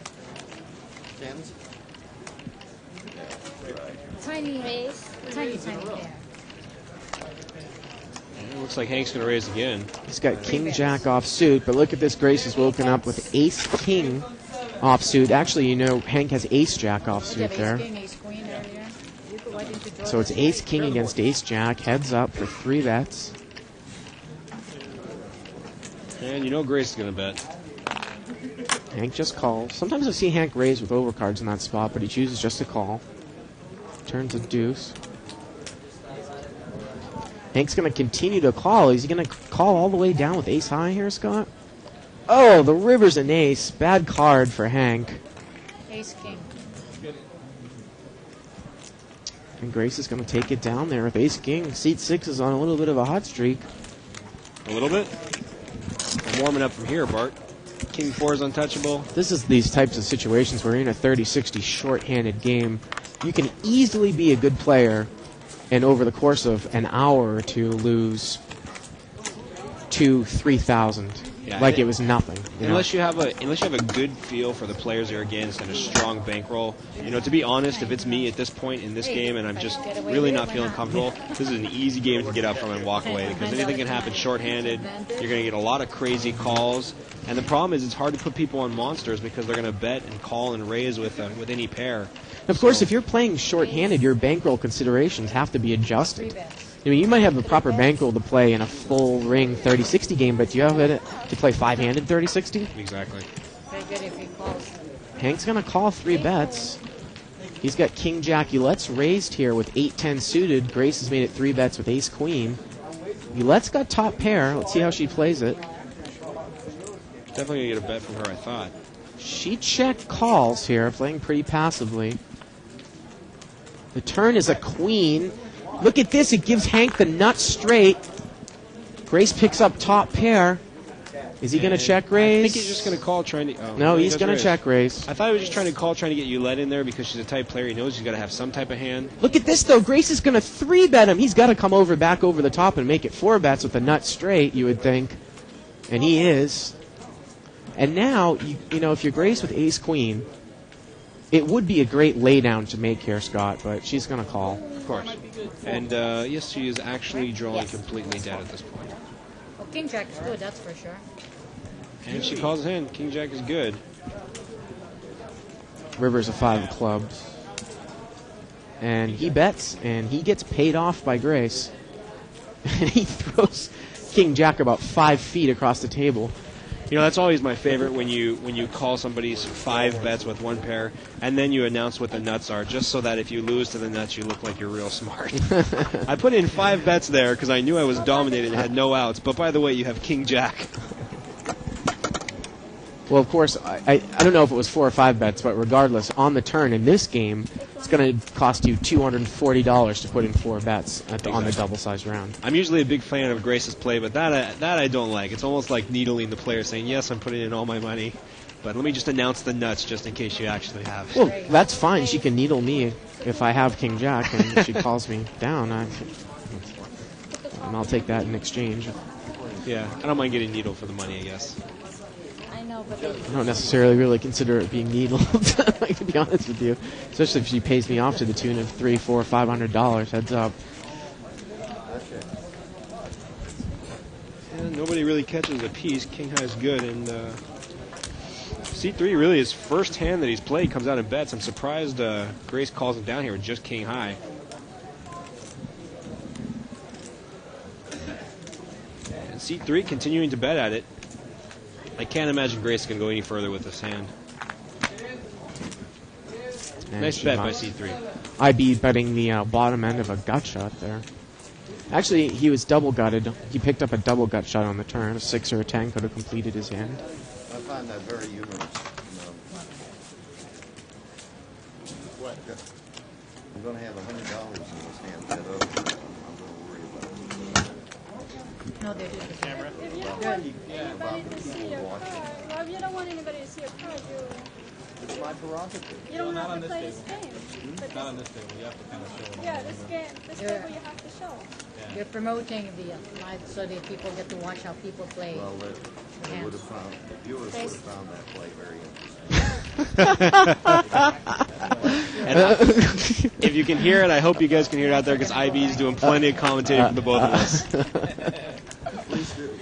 That's the best part of it is when you get to show interesting. Grace is raised with ace-king offsuit, and Yulette calls it the 9-10 suited. And a big flop for 9-10. Well, she's picked up a straight draw and second pair. And it looks like Grace raised her, and Yulette just calls. The turn is a 7. There's the straight. Now, Grace has got the king of diamonds, and Yulette bets immediately into Grace. And Grace, knowing that Yulette's pretty tight, might make a raise here. No. Just going to call. She's going to call. Grace is going to have to catch a queen or a diamond here. The river is a 10. And Yulette has a made straight. And I can't believe that Grace would pay Yulette off as tight as she's been playing with just ace-king. And she is going to muck, and Grace is going to, and Yulette is going to take it down. Go back and check the tape on there. Yeah, you know, that presented an interesting situation with as tight as Yulette is. Not only did a coordinated board pair, there was a one card straight out there, and there was a flush out there. If Grace raises there, I mean, I think Yulette almost has to call her off just because of the size of the pot, but do you think there's any chance Yulette lays that down on the river? No, it's never proper to lay down a hand like that in limit, and especially not to Grace. No way. I mean, we're only playing 6-handed here too, so you got to take that into consideration as well. Hank is going to limp in here with Jack-9 suited. And Grace is going to raise out of the big blind with King-Queen offsuit. So it's heads up, King-Queen against Jack-9 suited. You know, like the way she plays or not, Grace has really put in the raises for value when she's had the best hand, so got to give her credit on that. Well, I think partially to raise there is to drive Yulette out of the hand, and that she did. You and I, baby. Yeah, I know you don't have any part of that. No, I don't. I definitely don't have any part of that. Your miss is a little bit slight. I strongly doubt it, but you can check online tonight, I'm quite sure. Oh, what you got? Big hand? You have a good hand? And of course, when they say that you can check online tonight, they're talking about the archives. Click on the on-demand banner on the right-hand side of your screen. $14.95 a month gets you all of the saved action, every single show that we've ever recorded. And since we've done about 4.5 months, I have to say, we've probably had somewhere in the midst of at least $300 to $500, Isaac, somewhere around there. Maybe $400 that's saved, available. No, you're going to have fans. It's actually 462 hours online. Make sure you look good on camera. See, you got to smile. Come on, I got to liven this up somehow. This game is just getting to me. All right, well, C3 picks up pocket kings, which is kind of nice. And he's not going to get any action. No action. Whoa, flop 3-4 climbing. That's a shame when you see a pretty aggressive five-handed game, people re-raising with their king-queen. You finally pick up pocket kings and get no to limited action. New player here in seat 8. I'm not familiar with him. And it looks like he posted, and now he's taking a blind. So that's very interesting to post when you're immediately to the left of the under, or when you're in the under the gun position to post, Scott. Maybe there's a little bit of a calculation here. Maybe he thought he was the big blind, threw his chips out there before he knew better. I'm giving him the benefit of the doubt because I hope that's not the case. That's like a 3-6 mistake, not a 30-60 mistake. Raise. Grace is going to raise from the button. She's got 8-7 offsuit. And she's going to take the blinds down. She seems to be really in a groove here. Seat 8 looks like he's bought in for $2,000. She knows she's got Mr. Ultra Rock directly to her left, who hasn't played a whole lot of anything. And new player, one to the left there. Telling her Miss Cambodia. Boris looks like he's coming back. He's going to play. Yeah.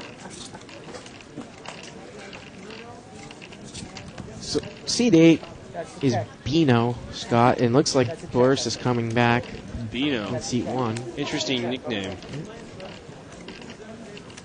Pick some of that up at the pharmaceutical counter. I was going to say, sometimes I'll take some Beano before I have some nachos. Or Yeah, something like definitely. that. Especially on a big date, you know. Can't you get a piece of it? You can't use the phone here. Oh, you can. Ace 10 against Queen Jack. Both players got pieces of this. Hank's going to bet out there with second pair. You know, I think I would like a raise here from C3 with Well, he's top got pair and a open-ended. monster hand. Maybe he's waiting to raise till the turn. Well, the turn's an 8. That's going to give him a straight. Tell them to predict your. Ask them who's bluffing. Go. And he's going to raise. And let's see if Hank can get away from the Ace 10 now. I think this is where Hank's going to make a little bit of a rant about a bad beat, but obviously he was behind the whole way. And you can go online. And IB trying to convince him that he was ahead the And whole he shows time. Queen Jack. You pay $15. I go online and watch how other people play. That always cracks me up when people want to voice their opinion, let people know they were ahead, but they just can't throw away the hand. They have to show them that they were ahead. I would have preferred to tell them I had absolutely nothing. That's true. Now you're tough. You lay down 2 chips. You don't leave your button. Must be tough. That's it.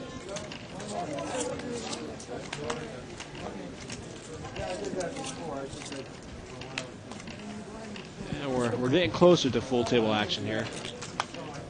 Should I steal? Okay, now I'll be nice. Be interesting if Grace adjusts here and the other players adjust for the new players back in the game.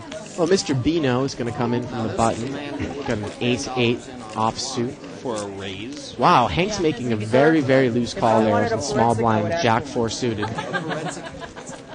I just want to flop. And we can't quite see what the big blind has there, IB.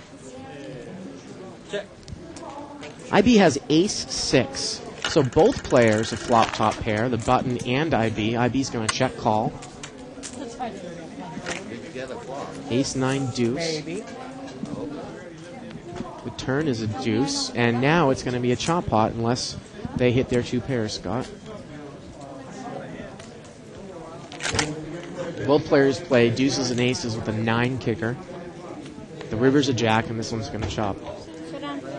And it gets checked down on the river.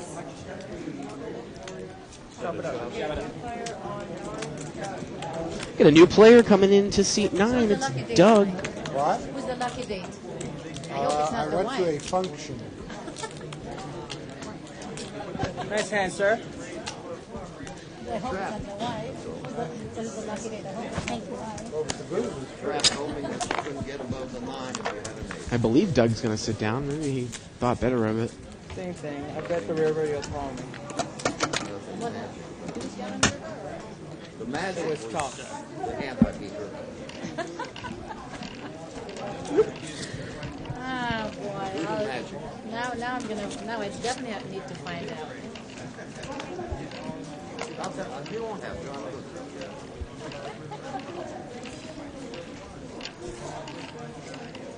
And not much of much. I don't think this guy ever has it. Hank's going to raise there with 8-6 of clubs. Takes it down. And he shows the hand. I don't really know what the point of that is because it's only going to make you let defend more. Why not just raise to a person that, you know, folds a big blind a lot? Yeah, drop it. Well, a couple different trains of thought. Maybe he's setting it up for when he finally does get a big hand on the button. But I would tend to agree with you. Just throw it away and let continue to play her ultra tight game. Like the nut flush with a straight royal flush draw. Oh, earlier when you rebanded? Yeah, ace queen. Oh, sorry. Well, now Hank's got pocket 5s, and you would think he's probably going to raise here again from the cutoff. Look at this. Oh, you got a pocket deuce? You let Mux, and Grace is in there with a Queen 10 offsuit. Heads up.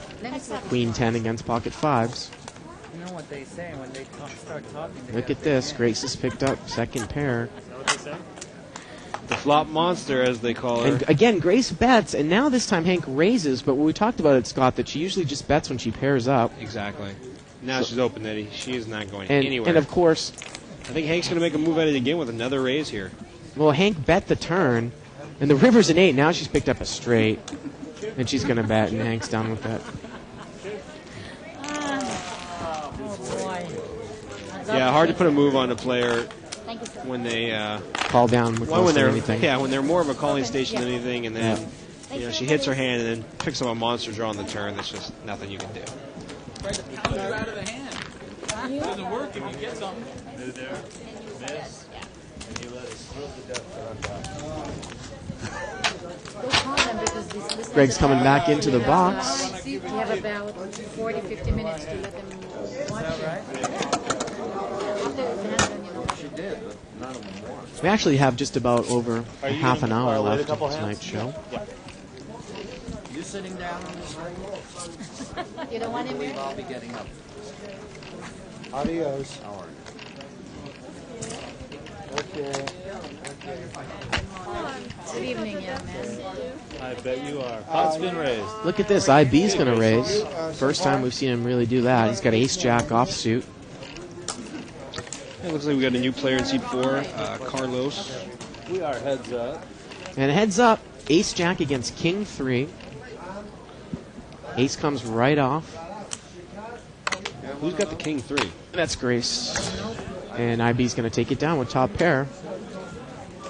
Picture on the wall. I think I showed him.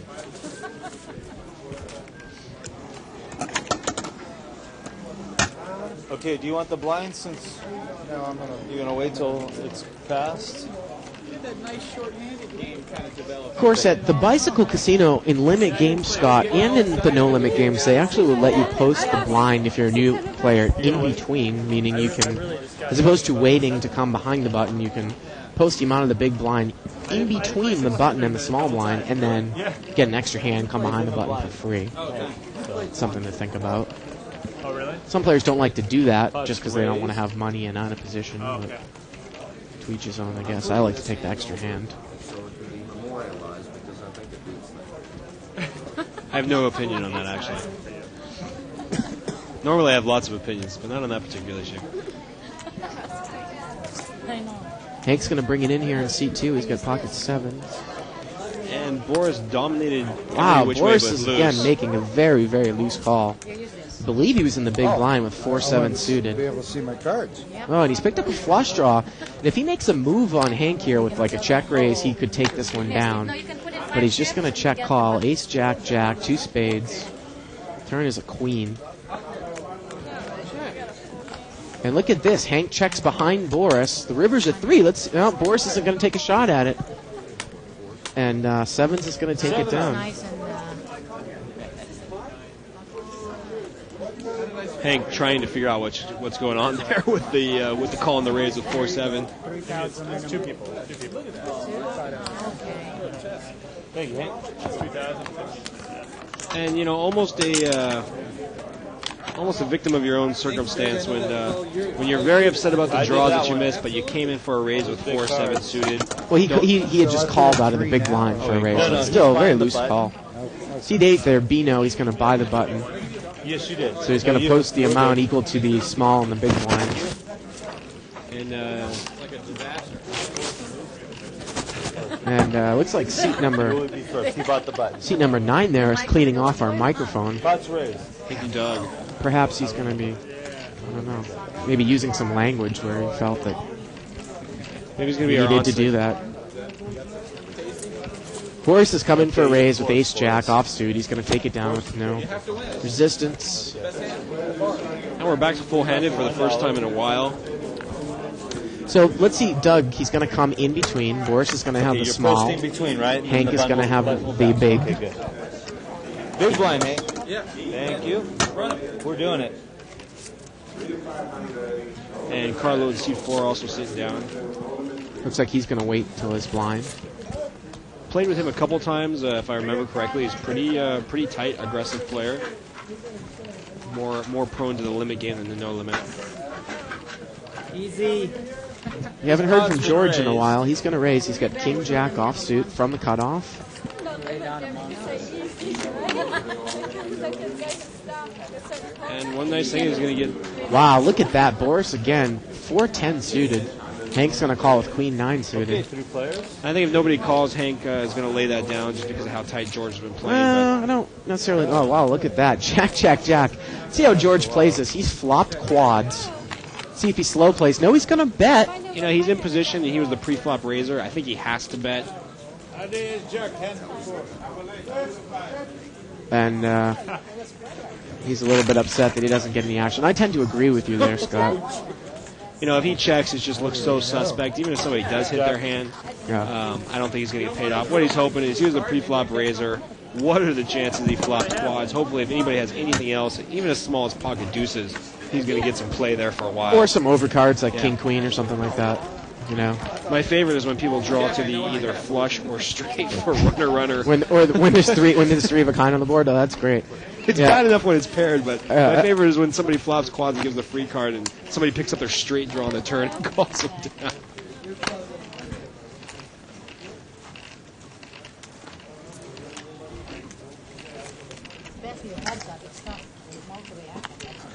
Got a raise 5 here. This is disgraceful. Please don't make me show. Well, I've never had that request. And look at that. Hank says this is disgraceful as he calls with Queen Deuce suited out of the small blind. 3 spaded board, Ace 7 King.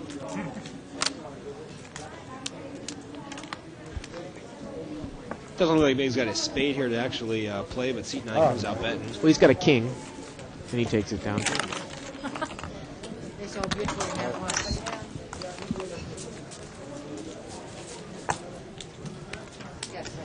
And it's always funny because sometimes I'll talk to Hank after the show. He comes here a lot. And, you know, a couple weeks ago, he's like, Bart, you know, I'm really loving the way I play Limit. I've just been playing so tight. It feels so good.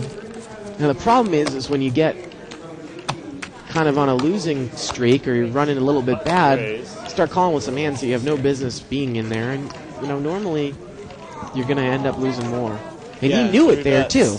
Something that something that I don't think is talked about enough or written about enough or you read enough about in books is that, you know, good players that can maximize their wins, you know, that's just the way it is. Winning hands are going to be winning hands. But good players that kind of, you know, subdue their losses and they can still play a strong game for a long period of time, that's what I like to see. Boris 3-betted here. He's got pocket aces in seat 1. King Jack Ouellette's picked up an open-ended straight draw. Ace 10 with middle pair. Queen 10-6. I think Ace 10 and Jack Queen are going to call him down. Look at this. Grace calls with the Ace of Hearts and a 9. And that she's going to be open-ended, and King Jack's going to pick up a pair. Boris is going to bet, of course, the over pair. Boris doing everything he can, but the river could spell disaster in a lot of ways at this place. Any card over a 10, he does not want to see. And Grace is in there with her open-ended straight draw. Luckily, the draws are a little thin because all the aces are dead, but a 9 would just be devastating here for Boris. 3 now. And he escapes. The river is a deuce of diamonds. Let's see if he bets out. And he does. He makes a value bet there on the river. And look how quickly Ouellette mucked second pair there. And Boris takes it down. You got to figure him for at least ace-king, kings, or aces at that point. I agree. You know, I just can't believe, you know, Grace continued to chase there. She had an open-ended straight draw to the 9 on the turn, but anyone with a king had a higher open-ended straight draw. And we knew from watching, obviously, all the aces were dead, but, you know, if any hand he's raising or betting with includes an ace, whether it's pocket aces or ace-king or ace-queen, like you said, you have to know that that's a significant portion of your outs are gone if you're going for this straight. I couldn't say that to you, huh? I'd feel good, though. I'd love it if you did. Feel like you at home, right? And Boris with 2 more face cards. I'm sure he's going to raise. Well, Hank had ace rag off suit there, so I'm glad he didn't stoop down Tighten it to up, that right? level. calling a raise cold there. So we're still. But Grace will with deuce 3 because she knows she's got 2 live cards. Well, she's in the big blind, deuce 3 suited. I don't mind that. Look at that. She's And look flopped at a the flush draw and a gut shot straight draw, and she bets right in. Gets checked to her. And Putts raised. Seat number 9, we can't quite tell. He's got a queen of hearts and he's got king queen. He's picked up top pair. He raises, and it's heads up. Well, this place heads up. And the turn is a queen. Now he's picked up top 2. Let's see if Grace still leads out. She leads out. No, she check calls Oh, she here. checks her. Yep. camera angle bad for me. River's a jack. That's no help for Grace. And she needed a 5 or a heart there, and she didn't get it. And a big seat pot. number there, 9 there, Doug takes it down. Big pot for Doug, who I played with him before, and he looks a little overdressed for the evening. I think he said he just got back from a hot date. Oh, okay.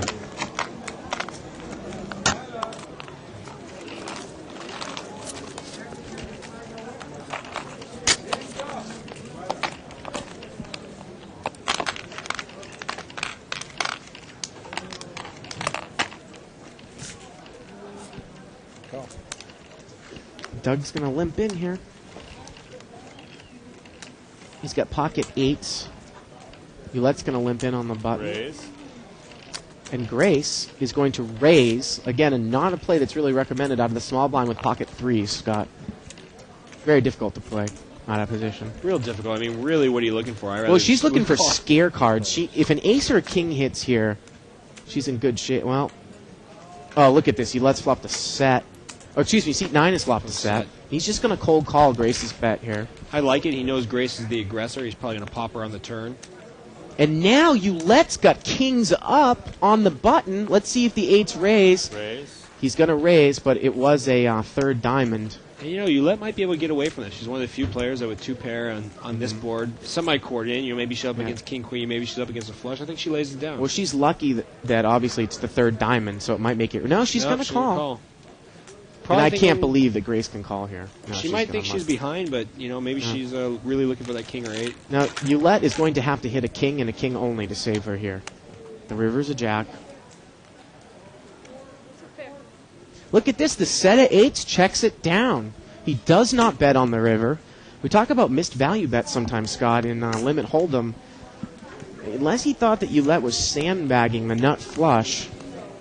You know, I'm going to really take that chance, you know, and I'm still going to bet the river with a set of 8s. I think you're still going to bet it. You know, maybe if he'd been sitting here all night or as he played a lot with Oulette, you know, he puts her on a big draw when she calls the I guess straight could have come there. Straight could have come there. You know, maybe she's got... Who knows what he thought. I totally agree with you. I think you still have to bet for value there, and if you get raised or you got beat, oh well, that's just the way it is. But it could be because of Oulette's table image.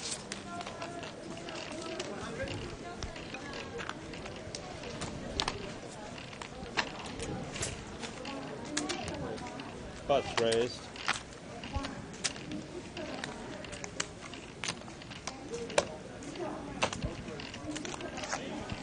Hank's going to come in for a raise with queen 10 of spades.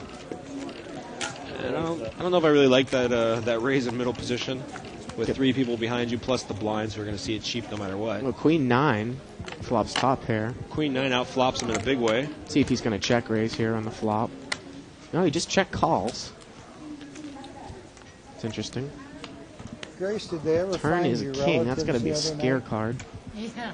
Hank bets again. The ones that were lost in Fullerton? And maybe aggression's going to get the Finally, yeah, they got the better part here. of Bino. Nope. They really need to Nope. be around close to midnight. Bino calls. I think Bino's making a crying call. I think if Hank bets the river, he's going to take it down. I don't know. Well, they were I think he lost figured if he for called the hours. turn, he might call the river. He is going to call the river, and Hank's going to lose again.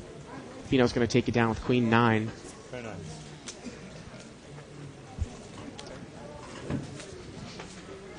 I can't really fault Hank for betting there. I thought Bino might lay it down. Did they go back to Florida? Yeah. Might put Bino in a diamond draw or something like that. Get lost in the swamp. I mean, the thing is if Bino is on a higher diamond draw, like an ace-high diamond draw, you have to bet the river because if you check it down, you're going to lose with queen high. I agree. We made it home. We're fine. You know, Bino, if he was on a king-high diamond draw, obviously he's going to call because of a pair of kings, so... We're to go with freeway. I think Hank definitely needed to bet the river there to give him any chance of winning the hand. Good try, Hank. Bad spot, good try. Hank's now, he's going to come in for another raise. He's got pocket jacks. You're not leaving us, are you? I'll need something Grace hitting again. Play 8 or better. Okay. And IB say he's going over to play 8 or better. Heads up. You know, he made, in the 40 minutes he's been here, he made one stack of $20 chips. So, you know, $400 or $200, excuse me. Wow. Look at that. C-dates flopped up and down. And it goes check, check on the flop here. Hank does not bet. And it goes check, check on the turn. What is seat 8 waiting for, Scott? And he checks the river now, too. And he's going to get Hank to put into bed here, I think. No, he doesn't. He gets no money in the pot with the best hand. Sometimes that's the problem with slow play-itis. He's got aces and sixes, puts no money in the pot the entire way. I'm waiting for you to move.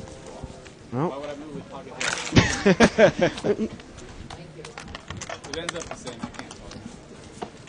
can't I think if I don't mind Bino checking the flop, but if he bets the turn, I think Hank's going to call, assuming that Bino thought his ace or didn't have an ace, or else he would have bet the flop. I would have preferred if Bino. I don't mind if he checks the flop, but definitely you have to bet the turn. If you don't get any money in there, oh well. And the way that he played it, if he checked the turn, I think you definitely need to bet the river. Of course, 100% you bet the river, and it's debatable whether Hank would have called the turn, but I think he definitely probably would have called one bet on the river. Oh, chop it or play it?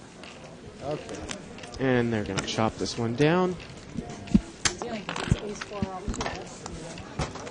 could have dropped him down there. See that we've got a couple of comments there from Michael Davis, who had played tonight. Went back to 2+2.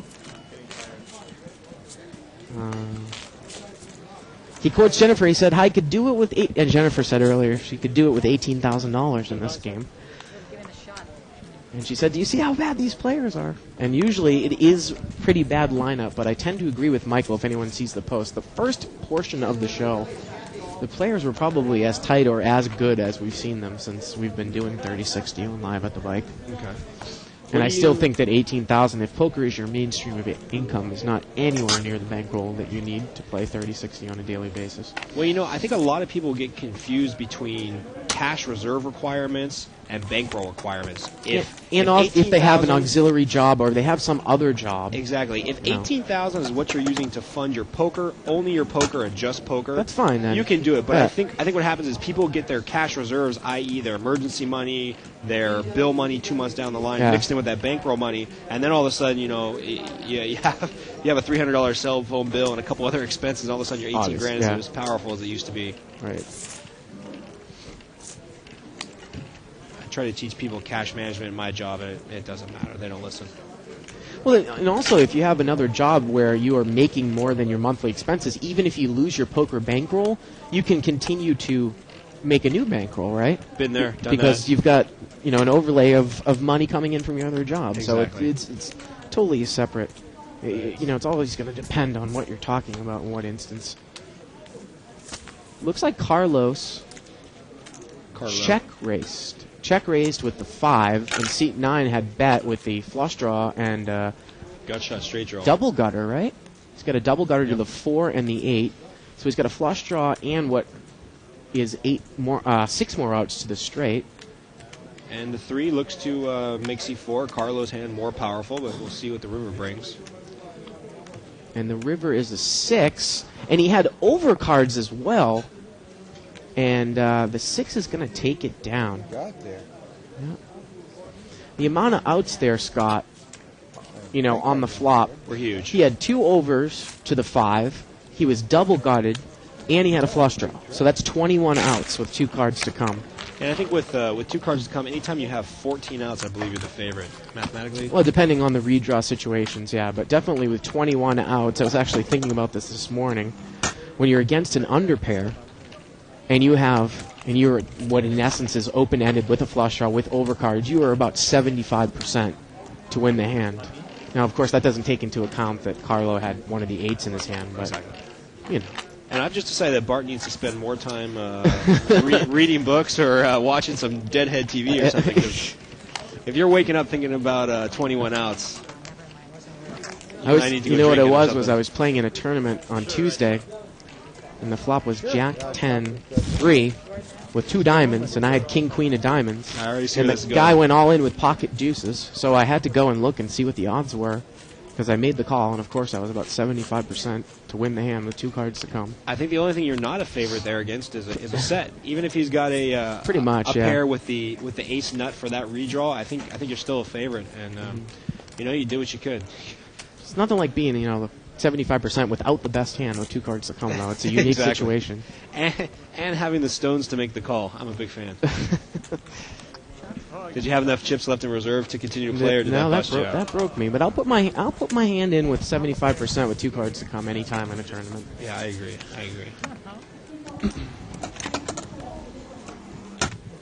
I wish I knew his name. I have to apologize actually to a player that I busted in the tournament, Ace King against Pocket Kings, and he was not too happy with me. I thought I was going to lose an ear or something during the tournament. I wish I knew his name. I was apologized to him online, but my bad read and my lucky flop. That's raised. Carlo is going to raise here in seat 4. Can't quite tell what he has. Wow, 3 bets. George is going to 3-bet out of the small blind with ace-9 suited. He gets Beano. I wonder if Out that of was the his hand. intention to get rid of the big blind, because against Carlos, kind of a more tight, aggressive player. I don't know if 3-bet other than you're just trying to isolate the blind. That Carlo came in with a weak hand with a raise, but he actually hits top pair, and he's going to raise with Queen Raise. 5. And George is going to get rid of it here, rightfully so. Maybe in the cutoff, Carlo just trying to steal the blinds there, knowing that both blinds were fairly tight, especially George, and got a lucky flop.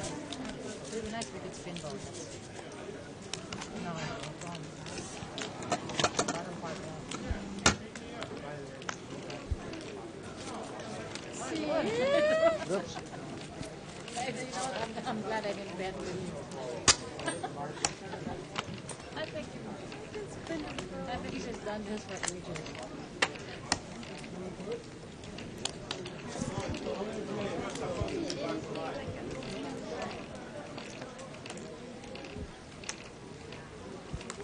Go ahead. Let's see what the flop brings.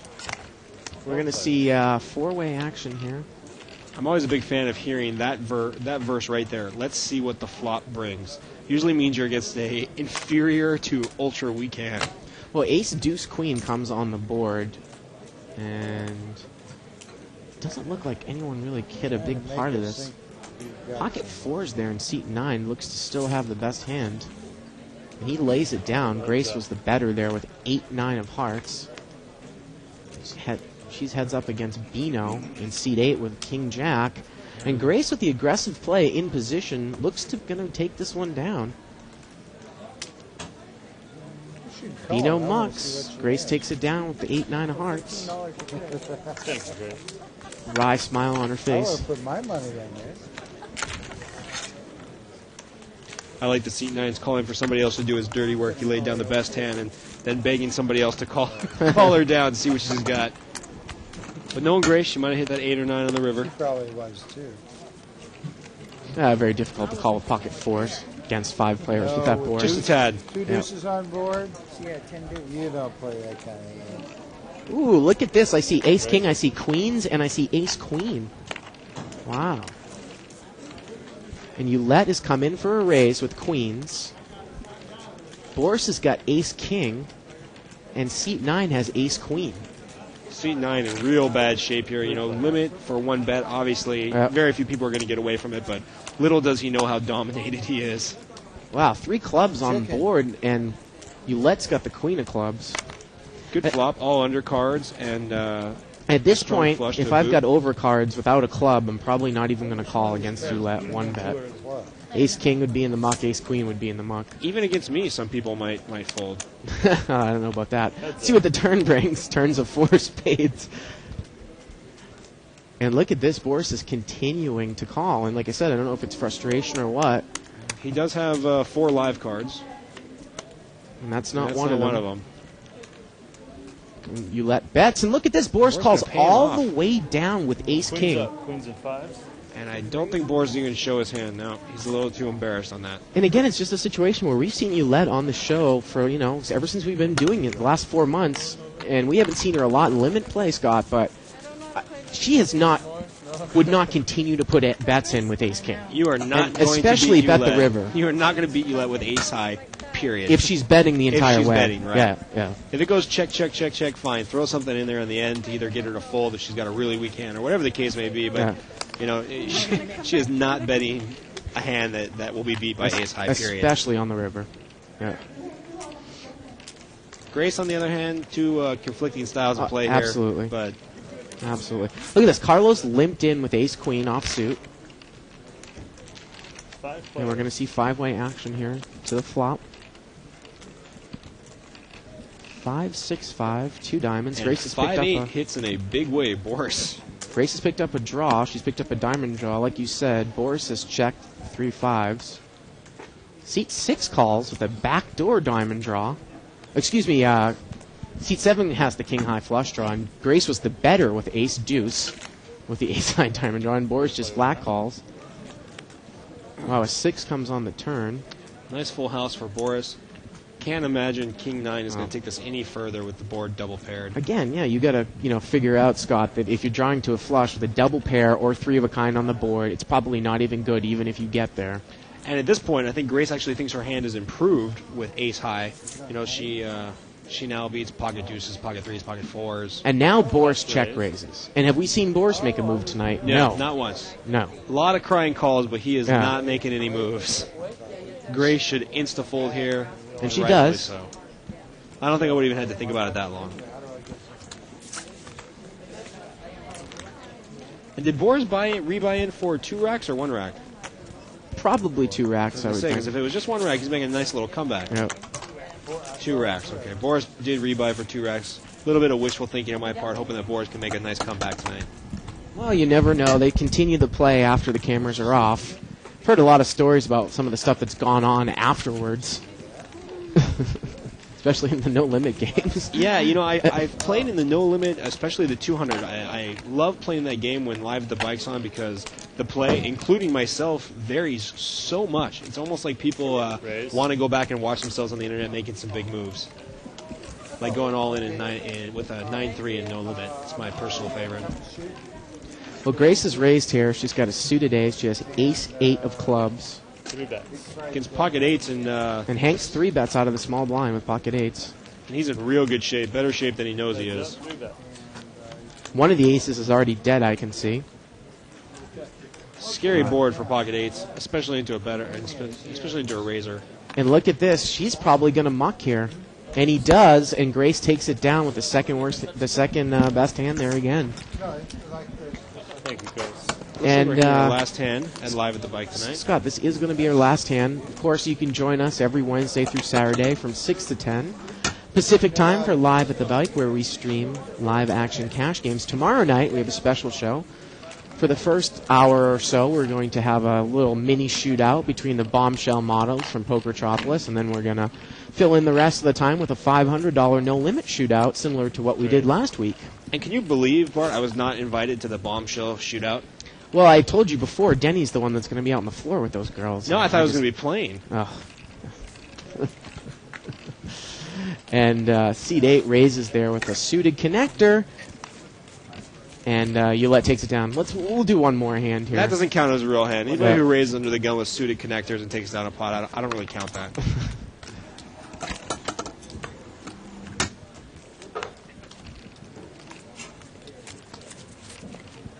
So headed to Vegas this weekend, Bart. I'll have to call and give you an update, let you know how it's going. Well, that's great. We have some exciting news I'll probably mention a little bit about Live at the Bike coming up in some future shows regarding right around the time of the main event.